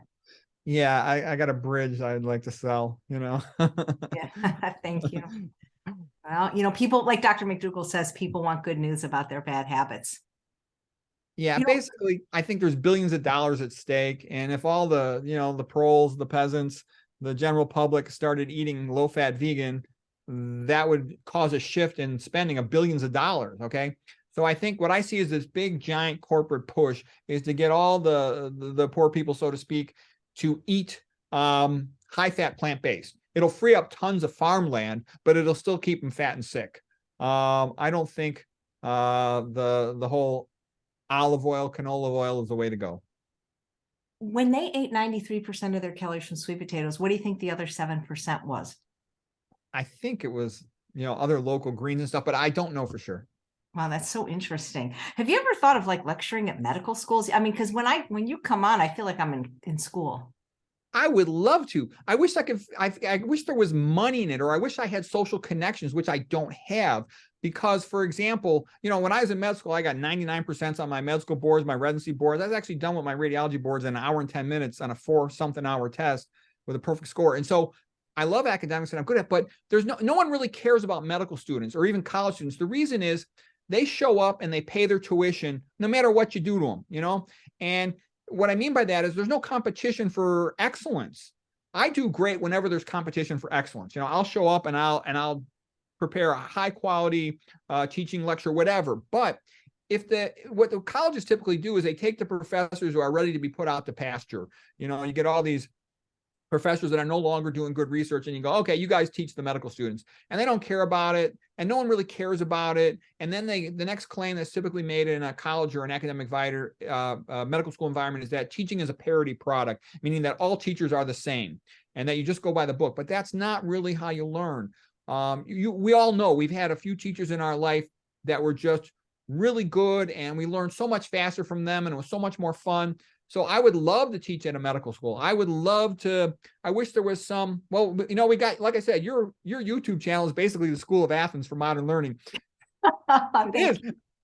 And well, you know, it's not true that no one cares about medical students, because are you familiar with the work of Dr. Michael Clapper, moving medicine forward? He's doing things in the medical schools. well, I'd love to see it happening, but I just know from my own personal experience, novelty is not really welcome. It's almost like a dogmatic religion. Nothing should ever change. It's weird, but that's kind of how it is. And I also, not to brag, but I'm a little bit intimidated, I think, because I'm not just like AOA top 10%. I'm like, you know, the best, okay, in terms of like academic ability and teaching skills. And I've written several books on study skills. I always think that's kind of funny. It's like, if you want your students to have the highest board scores in the nation, hire me and I'll help them, okay? But no one really cares, okay? I had a funny experience too. When I wrote a study skills book, I sent letters to like 200 high schools because I figured, oh, they'll be so happy I can help them to crush the SAT. You know what? Only 3 of them sent me a response and they said, they'll get back to me. Not a single one invited me. I offered it for free, you know, because I was kind of in the mood for all the study skill stuff. Because basically, all these kids go to college and they pay all this, you know, buku tuition, and none of them knows how to study. Everybody thinks they know how to study. They do what they did in high school. They highlight their notes. That's not really advanced studying. I'm talking about, I studied what all the memory champions do. You can really increase your IQ about 30 points. And if you're going to pay all that tuition, why not learn study skills? Every grade school and high school should teach study skills, and they don't. None of them do. I've never met anybody that knew this stuff. I met one guy who graduated first in his medical school class, and him and I had a real interesting conversation. He had gotten really good with flashcards, and there's a lot of flashcards, spaced interval repetition systems that are interesting, but I think you know what I mean. Well, I don't know if I'm learning anything these days, but I would take a course like that if you offered it. That sounds really intriguing. Are your children good students? My children are good students and they're bright, but there was a little bit of a discrepancy between my wife and me because my wife is a doctor. She's more of like your typical doctor, okay? And there's also the most common attitude you get amongst parents is, well, you go to school, you get good grades, and then you get a good job, and you make decent money, and you have a decent house, a decent life, and all that. That's nice. But I would say I'm more almost like aesthetic about it, like artistic about it. When I grew up, that was part of being a man. My dad's brothers would come over, the uncles, and they'd all talk about books. I wanted to be like them. I really admired my father. He wasn't home much. He was working all the time. He had been an athlete when he was younger, so I wanted to be like my dad, okay? And so for me, reading and talking about books, it was like an enjoyable, pleasurable thing. And there was like an aesthetic beauty to it. And also, it's almost like I felt in my own mind that I had ruined my own life by kept getting repeat injuries, trying to come back too soon after my athletic injury. So I had this idea, I don't want to just be a doctor. I want to be a great doctor. I want to do something great and wonderful and beautiful and all this stuff. And so what I'm trying to say is, like, for example, I had my kids all take drawing classes and they got pretty good at their drawing. But then my wife and her family got scared. They're like, you're going to turn these kids into a bunch of bohemian artists. They're going to be starving, okay? None of this, don't be so crazy about all this art. But I love all this art. You've seen how I love the art and the painting. So what I'm trying to say is when you start going beyond convention, people get nervous. They're not used to it. And I go beyond convention all the time. So I find myself very often having to sort of close down and not say what I really think because my opinions and ideas quite often don't fit, you know, the normal distribution curve. So what I'm trying to say is the kids sort of had my influence, but I was working a lot. I was an imaging guided surgeon. I was covering 3 hospitals. I'd be coming home at 9 o'clock at night a lot of times. So the wife, the mother-in-law took care of the kids more than I did, the wife's family. And initially the kids took up my stuff. And then the wife kind of freaked out a little bit that I'm too of this artistic. She said, oh, you're crazy autistic. And then when the kids got a little older, they started coming back to my ways. You know, they went to high school. I was working a lot. And then when they started coming up against some of the more difficult science classes, they're like, wow, this class is pretty tough. Maybe I should ask Dad. And then I would help them with the classes. And then they started liking it. And I also had a funny thing with my kid. One of my sons was in college and he's taken a writing class. Okay. And I had him write a paper about low-fat vegan diet for diabetes. And his teacher was this big fat guy. And the kid did a real good job in the paper. And he got like a B- on the paper. He's like, Dad, I got a B-. And I go, yeah, the teacher's treating you unfair. It was a good paper. And the kid did a lot of work on it. So anyways, the kid didn't kind of talk to me the whole rest of the semester. I was working a lot. And then I go, how'd the thing go? And he goes, oh, the class went fine. He did well in the class. I'm like, well, who was helping you? Who was proofreading your papers? He's like, oh, yeah, my sister. His little sister was in 8th grade. He's in college. And I'm like, she's in 8th grade. And he goes, Dad, he goes, I don't want to hurt your feelings, but it was better for her to help me than you. He goes, you don't understand college professors. She said, you don't think like a college professor. She does. And I'm like, well, that says more about your professor than it says about me. Okay. That an 8th grader thinks like his college professor. Okay. She's not a literary genius. She's just a regular kid who reads a lot. All right. And it was kind of funny, but that's kind of what I'm getting at, has been my experience a lot of this whole process. But as the older my kids got, the more they're like, hey, dad knows what he's talking about. And I go, you're going to see this, that the older you get, the more everything I ever say is going to be accurate and true. Okay. If it seems like it doesn't match what you heard at your high school, that's because I'm right. Okay. But it takes a little while for that effect to happen. Yeah, that's funny. I do like your pairing of art and science. Maybe you can write a book about that. Yeah, I think there's a lot of connection there, and there's sort of an appreciation for aesthetic beauty that leads to a lot of good things. For example, when I took biochemistry, I was like, this is the language that God uses to write the book of life. And I love biochemistry. That's how I got so great at it, because it was just a joy for me to study biochemistry. And that's kind of what I also talk about too. If you talk about two young people in love and they're obsessed with each other, oh, I love the way she talks. I love the way she walks. I love the way she interacts with her family or siblings, blah, blah. Yeah, young guy in love talking to his buddy about a girl he's in love with. And the point I'm saying is, if you could learn to love biology that way or biochemistry that way, you'll get great at it. Because it's been said too, in order for a man to become great at a complex subject, he must love it in order to go through all the detail of learning the complexity. And so I actually believe there should be a lot more of this type of talk in an academic environment, not just trying to get people to memorize these long lists of stuff, then they forget it as soon as the test is over, but rather showing them this is aesthetically beautiful. This is interesting. This is a fundamental concept which explains a lot of things. You know what I'm saying? Sort of a holistic perspective, if you will, versus what tends to be done as a reductionist perspective. Kids are given this long list of things to memorize. This is very typical grade school and high school, and they memorize it for the test. And then the kid and the teacher know that they're going to forget it a week later. And you know what that reminds me of? You ever remember the movie Cool Hand Luke, where Paul Newman, they go, okay, he tried to escape. So as his punishment, the warden says, okay, you got to dig this ditch. All right. So he digs the ditch. He says, now you got to put it back in. You got your dirt in my spot. And the other guy comes along and says, you got your dirt in my spot. The point I'm saying, it's like a punishment to have to take all that intellectual effort to memorize something that you're just going to forget. It's a waste of time.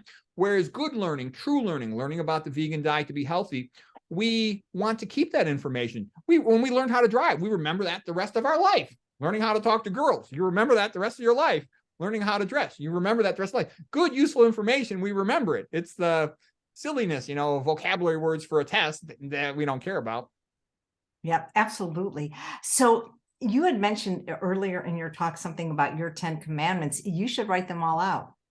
Actually, I did write a set of vegan 10 commandments, and they're kind of funny. They're things like you'd expect. Thou shalt not eat meat, thou shalt not eat oil, that sort of stuff. And I had kind of fun with it because I do think that's highly relevant in the sense that social thinking is good for social stuff. Go with the flow, everything in moderation. When in Rome, do as the Romans do. But when you want to talk about health, and you want to talk especially about nutrition, it's this biblical thinking that works. Like an alcoholic. You don't tell an alcoholic you can drink beer on Saturdays. No alcohol. Cigarette smoker, no tobacco. And these fixed health, also, I know that too, like I've seen people who become very successful at something. They make up their mind, they make their goals are clear, and they follow them. And it should be the same thing with nutrition. Thou shalt not eat meat, thou shalt not eat oil, etc.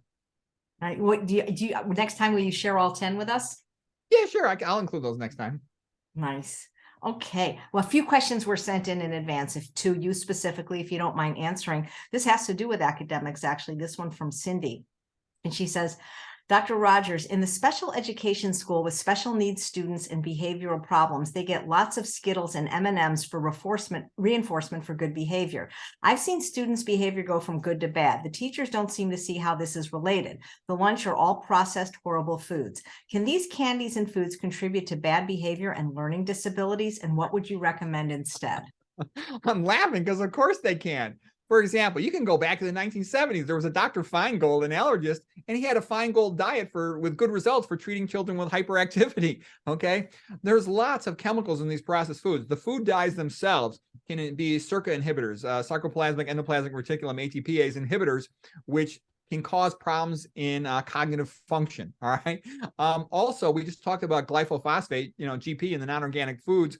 That itself is an excitotoxin. So that means it causes overactivation of brain cells. Something that causes overactivation of brain cells, meaning increased release of glutamate, the excitatory neurotransmitter. Psychological stress also does that. That can make a person anxious and hyperactive in their behavior. All of that stuff is bad. And then there's a whole bunch of these chemicals in the food dyes, also in the preservatives, BHA, BHT, all this stuff. They're all potentially neurotoxic. And then how is the protein processed? The soy, quite often with hexane, that's a neurotoxin. How is, gosh, it goes on and on. That's a very bad idea. Plus, you're teaching children that the reward is junk food. That shouldn't be what you teach children. And also real learning, it's a pleasure to learn real stuff. When you think about something you're looking forward to hearing, let's say you're excited about a Dr. McDougall lecture, you want to hear the lecture. No one has to give you Skittles to listen to the lecture. You want to hear that information. So what I'm trying to say is good learning, if they were sharing the children's time, no one has to give children Skittles to get them to go to play their sport that they like, I can remember when I was in grade school, I was a little bit hyperactive. I was suspended from school and I was put into a special platform. That's because I was smart. I do the homework in 5 seconds and I joke around with my friends, So they put me in a pod where I'm by myself. I'm lucky of this. They would have drugged me. They would have drugged me and caused brain damage. I'd be a chronic psych patient if I hadn't. Lucky if it wasn't before the drug days. So anyways, my mother made a deal with me. She says, I don't want to get any more phone calls from this school. She says, let me tell you something. She says, if you want to ride to wrestling practice, no more trouble at school. You hear me? I'm like, all right, Mom. So that kept me out of trouble for about 3 years. That's funny. You remind me of Dr. Alan Goldhammer. You have to meet him because him and Dr. Lyle were so smart. I know a friend of theirs from high school, and the teacher said, listen, I'll just give you both A's if you just go outside and play basketball. She didn't even want them in the class because they were so smart. That's funny. Okay, we got a couple more questions that were submitted. And this one is, she says, my lab results routinely state several times throughout the report, sample icteric. Some results may be affected. She wanted to know what that means. And is it because when I think of the word icterus, I think of yellow, I think of jaundice. But sample icteric, I'm not sure what it means in that context. Do they mean high bilirubin or something? I don't know. She wondered if these were unreliable, so you don't know what that means. It was a blood test? Yeah, what that means. It says I'm just guessing. Maybe you lysed the red blood cells and now you got sort of like a high bilirubin effect in the blood or something, but I don't know for sure. Okay. Yeah, because you don't look at a lot of blood tests in your. No. I primarily work I used to be an imaging guided surgeon, and now I primarily work as a neuroradiologist, and I sort of like nutrition. Okay. So those are sort of the main things I do. I mean, I do general radiology. I still do some imaging guided surgery, but not that much. Neuroradiology would be my main focus these days. And partly where this all came from was I would see all these demented patients and I wanted to start really understanding. And then I read all the Alzheimer literature, and it was a joke to me. I'm like, Alzheimer's to me sounds stupid. When I say stupid, I'm like, let's say somebody comes with Alzheimer's. What's the key historical finding? There is none. What's the physical exam finding? There is none. What's the blood test? There is none. What's the reliable imaging finding? There is none. What's the reliable autopsy finding? There is none. What's the treatment? There is none that really works. So you got no way to diagnose and no way to treat, and you're going to claim that that's an important disease? Sounds a little bogus to me. So anyways, but what I'm getting at was that led me to then say, well, I see all these patients, all my demented patients, they're all 95% of them are diabetic, 95% of them, they're hypertensive. So I'm like, I want to understand these diseases. That's partly how I started to read in all of this detail and all this stuff. Anyways. Thank you. This is from Diana. She says, Dr. Rogers, can small vessel white matter ischemic disease seen on MRI be reversed with lifestyle interventions? And can you explain the symptoms associated with the disease? Yeah, so what that means, those are often called silent strokes. When you look at a brain MRI, you'll characteristically see bright spots on what's called a flare sequence. A flare sequence is like a T2 suppression sequence. So what that means is in MRI, there's basically, if let's say you're talking zoology, there'd be animal kingdom and plant kingdom. In MRI, the equivalent is T1 and T2. On T1, fluid is dark, and on T2, fluid is bright. Okay, but then if you're looking at a brain MRI with bright fluid, it can be like squinting into the sun. So you can do a trick on MRI where you suppress the fluid, and that's called a flare sequence. So a flare sequence is still T2 weighted, meaning that it's a T2-like sequence, but you suppress the CSF so you don't see the cerebral spinal fluid in the ventricles or in the sulci. And then you can see all these subtle little strokes, what she's talking about here. And yeah, people tend to have lots of them. After 55, the majority of patients have some. But I see plenty of people who've got a clean brain with none of them at 85 years of age. So if you have got good health habits, you're unlikely to get those. And if you do have them, you want to optimize all your health habits. What do I think are probably the most common screw-ups? Well, first, of course, is to get the diet right. We've talked about how to get the diet right. Low fat, low sodium, 100% vegan. Okay. But then the question is, how else can you still be screwing up? Very common way people screw up, I think, is they overtreat their hypertension. And I think Dr. McDougall has good lectures on this. He won't treat their hypertension unless it's repeatedly, systolics over 150. And what am I getting at? I think a lot of people push their systolic too low by over-medicating themselves, and they end up like Delatorre's mouse, a mouse equivalent, meaning chronic cerebral hypoperfusion. Why does our blood pressure go up in the first place? Because when you stand up, the hardest place to get blood is to your brain. You have to pump at a high enough pressure to adequately oxygenate your brain. Your brain's the number one priority of the body. So if you're driving your pressure down artificially to an excessive amount by medications, you're chronically hypoperfusing your brain. I think that's a dangerous thing to do. So you don't want to overtreat it. You're creating a mouse equivalent. Delatorre would tie off the mouse's carotid, and about 2 months later, the mouse would be demented. At autopsy, there was no stroke. There was just an atrophic brain. Chronic cerebral hypoperfusion leading to apoptosis, programmed cell death of the neurons, whereby they recycle themselves, so you don't see anything on the MRI. So what I'm basically saying is, just like Caldwell-Esselstyn reversed all these patients with coronary artery disease, if you optimize blood flow to your brain, it will work as well as it possibly can. And that's the smart thing to do. You don't often see silent stroke reverse itself. So it's probably not going to revert to normal on your brain MRI, but by improving the perfusion of all your neurons, you'll get the best possible function. Plus, I do think there's probably a component of what you would call, in the heart, we have something called hibernating myocardium or stunned myocardium, meaning that there was ischemic heart muscle that's not functional due to a lack of blood supply. But if you improve the blood supply, it can be restored to normal function. And I think you have the same thing in the brain, that some of these silent strokes are these chronic periventricular ischemic changes. They're not necessarily irreversible initially. Plus, you've got a lot that sits in what I would call a penumbra phase. Penumbra means twilight. So, the transition from afternoon into night and stuff that's sort of half there, half not there. And once you optimize your blood flow, I think you got a good chance to get those neurons to function again. Plus, everything is going to function as well as it can. And once you get rid of all this junk food and processed food and caffeine and stimulants and stuff, your brain just starts to function more clearly. And that's what you want. I noticed too, I went through a health problem phase in my mid-30s where I got real fat. I was total workaholic, working too much. And I would sometimes get brain fog. I had pain in my feet when I woke up in the morning, a little bit of a peripheral neuropathy of some sort, and all these weird little back pains and stuff. Once I went vegetarian, all that stuff went away. And now I'm 59 and my brain's as clear as it ever was. And I'm really grateful for that. And I think it's because of, this healthy diet and lifestyle. I'm real simple. There's only 3 things I eat: starches, fruits, and vegetables. That's it. And I take a B12. That's it. Great. Thank you. There's a question from Jane asking if there's any room in your Spartan diet for fermented soy foods such as soy sauce or natto, or for very low-fat fermented pea protein powder, because adults over 65 need to increase their protein intake. Okay, well, that's a couple questions there. And I'm just going to let you know also where I'm coming from. Okay. Where I'm coming from, I'm a little bit of an egomaniac, just so you know. Okay. What I mean by that is I don't want to be okay. I don't care what regular people do. And also, this is a little thing that was a little bit of a disagreement between my wife and I. I would say, well, look, I want the children to develop an interest in these things. And my wife will be like, a 4th grade kid doesn't need to know PowerPoint. Okay. She says, you're autistic. You don't need to do all these things. I just want the kids to be normal. And I said, I don't want them to be normal. I want them to be the best they can be. And what I mean by that is my goal is not to just have adequate brain function. My goal is to be the best I can possibly be. I believe I'm one of the best doctors in the world, and I want to continue to be one of the best doctors in the world as long as I can.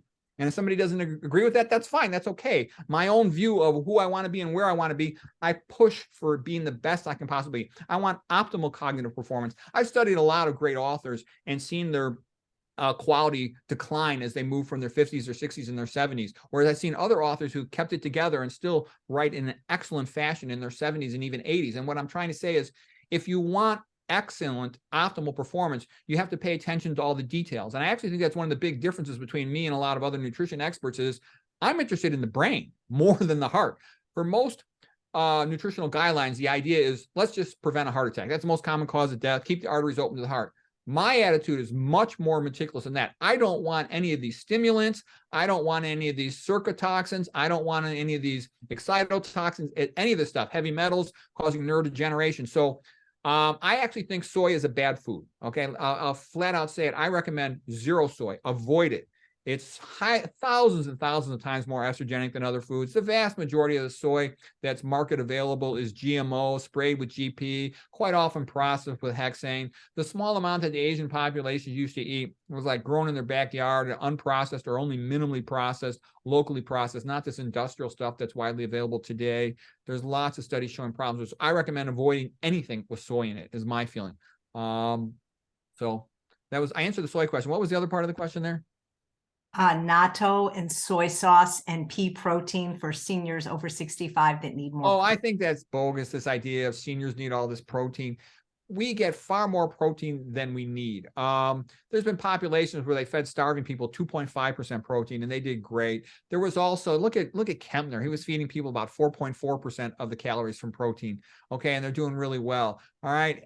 We eat way too much protein, and there's all kinds of funny things, like look at the Bantu women. Okay, they ate this minimal amount of calcium after having 10 or more kids. They don't have any problems with osteoporosis.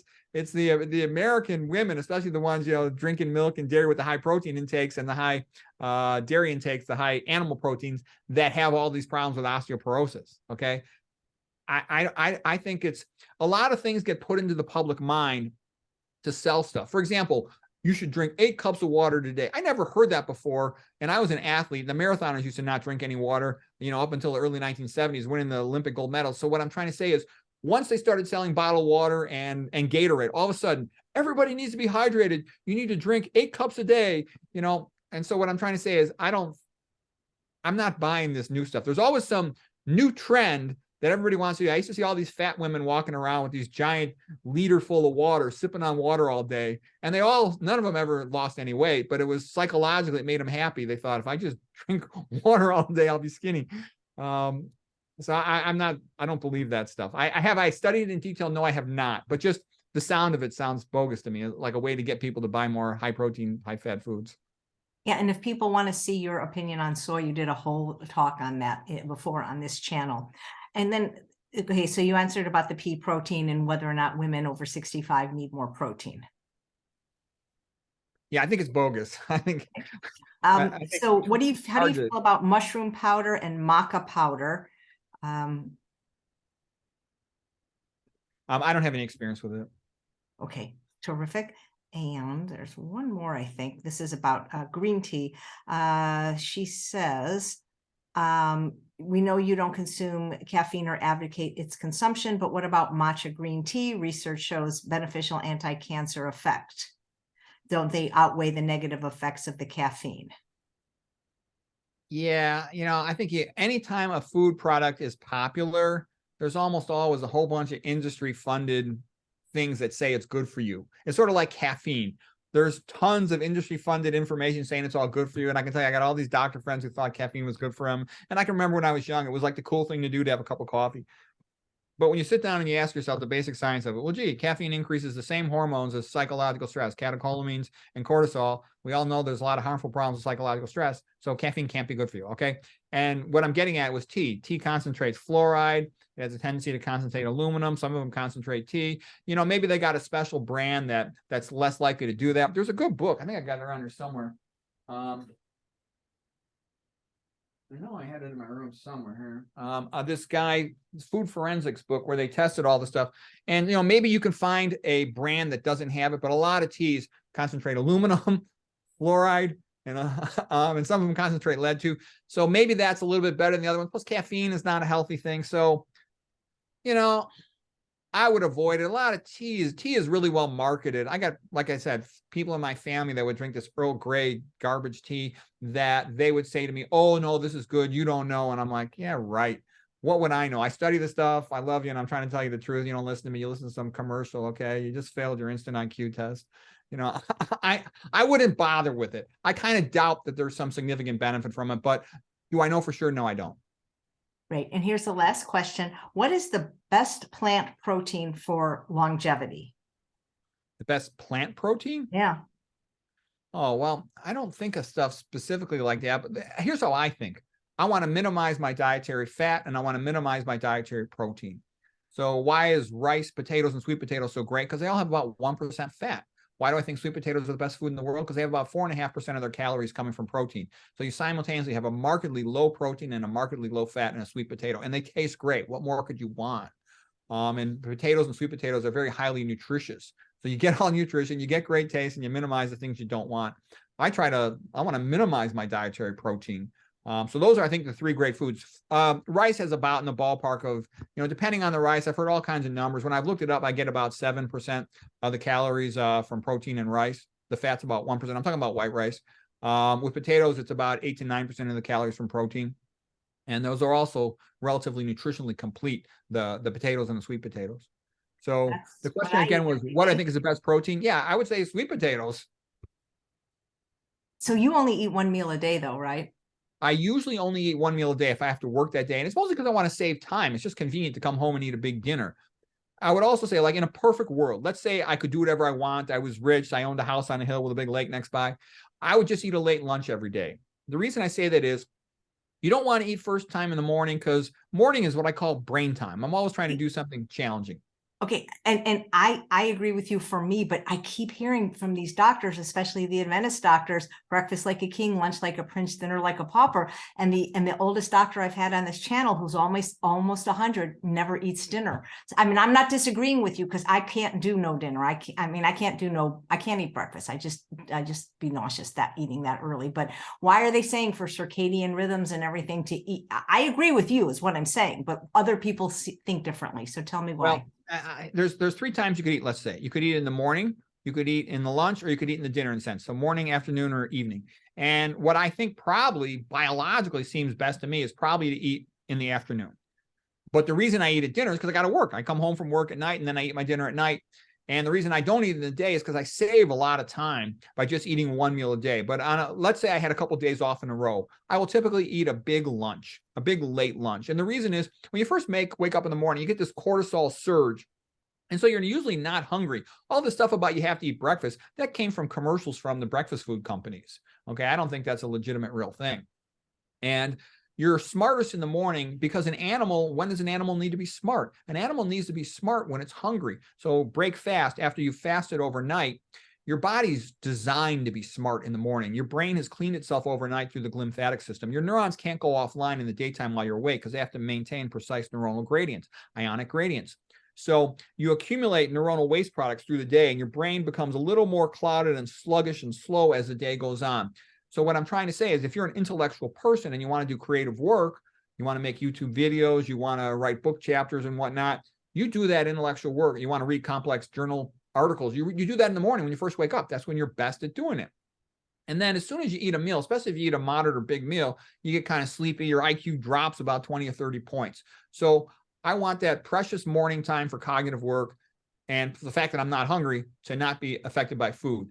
Then to take a study break, I'll often eat a big lunch. Let's say an OMAD diet when I eat a big lunch in the afternoon, let's say around 2 o'clock or something. And also because I want to go outside and get some sunshine. And I'll walk around while I'm eating and I'll get sunshine. So that's ideal for me when I got control of my time. When I don't have control of my time, I got to work all day, I'll eat the OMAD diet at night. The benefit of eating in let's say for a lunch meal is because number one, your fluid status of your body normalizes. After you eat a meal, you're kind of overloaded with fluid. So if you do that at night, you have to wake up the void, you don't sleep as well. Versus if you have that meal at 12 noon, by the time you go to bed in the evening, your fluid status is evened up, so to speak, and you're going to have to void less at night, so you'll sleep more fully through the night. I'm actually getting in the habit of liking the temperature warmer at night than I used to, because then I'm less likely, maybe if I sweat a little, I don't care. I'm less likely to have to wake up the void, and I'll sleep more thoroughly through the night. So what am I basically saying is I think in a perfect world, it would be great to eat twice a day, sort of a little bit of a late lunch and maybe a little bit of a late dinner, but the big meal in the middle of the day. But for practical purposes, a little bit of a late dinner? You want the dinner late? Well, if I'm going to eat twice. Yeah. Because if you're going to eat twice, you can't eat 2 meals close together. You're not hungry. But what I find myself doing let's say I get 3-4 days in a row off, which I sometimes have, I will find myself preferring to just eat one lunch anywhere from noon to 3 o'clock. And that'll be my big meal for the day because it just fits my day. But I'm not saying it's necessarily healthier, but I don't think there's that big a difference. And the only thing that really matters to me is that I wake up less frequently to void at night because then I sleep better. Yeah. But other than that, I don't think the other things matter that much. I know the Romans, like the Roman soldiers with the ancient Rome, they used to work all day when it's light out. They didn't have any electric lights, and they'd eat a big meal at night and go to sleep. Yeah. Well, you're so fascinating. If your wife thinks you're autistic, why'd she marry you? Oh, I'm like the perfect husband. You know, the old joke was the perfect husband to marry is a surgeon because they work all the time and the wife just spends their money.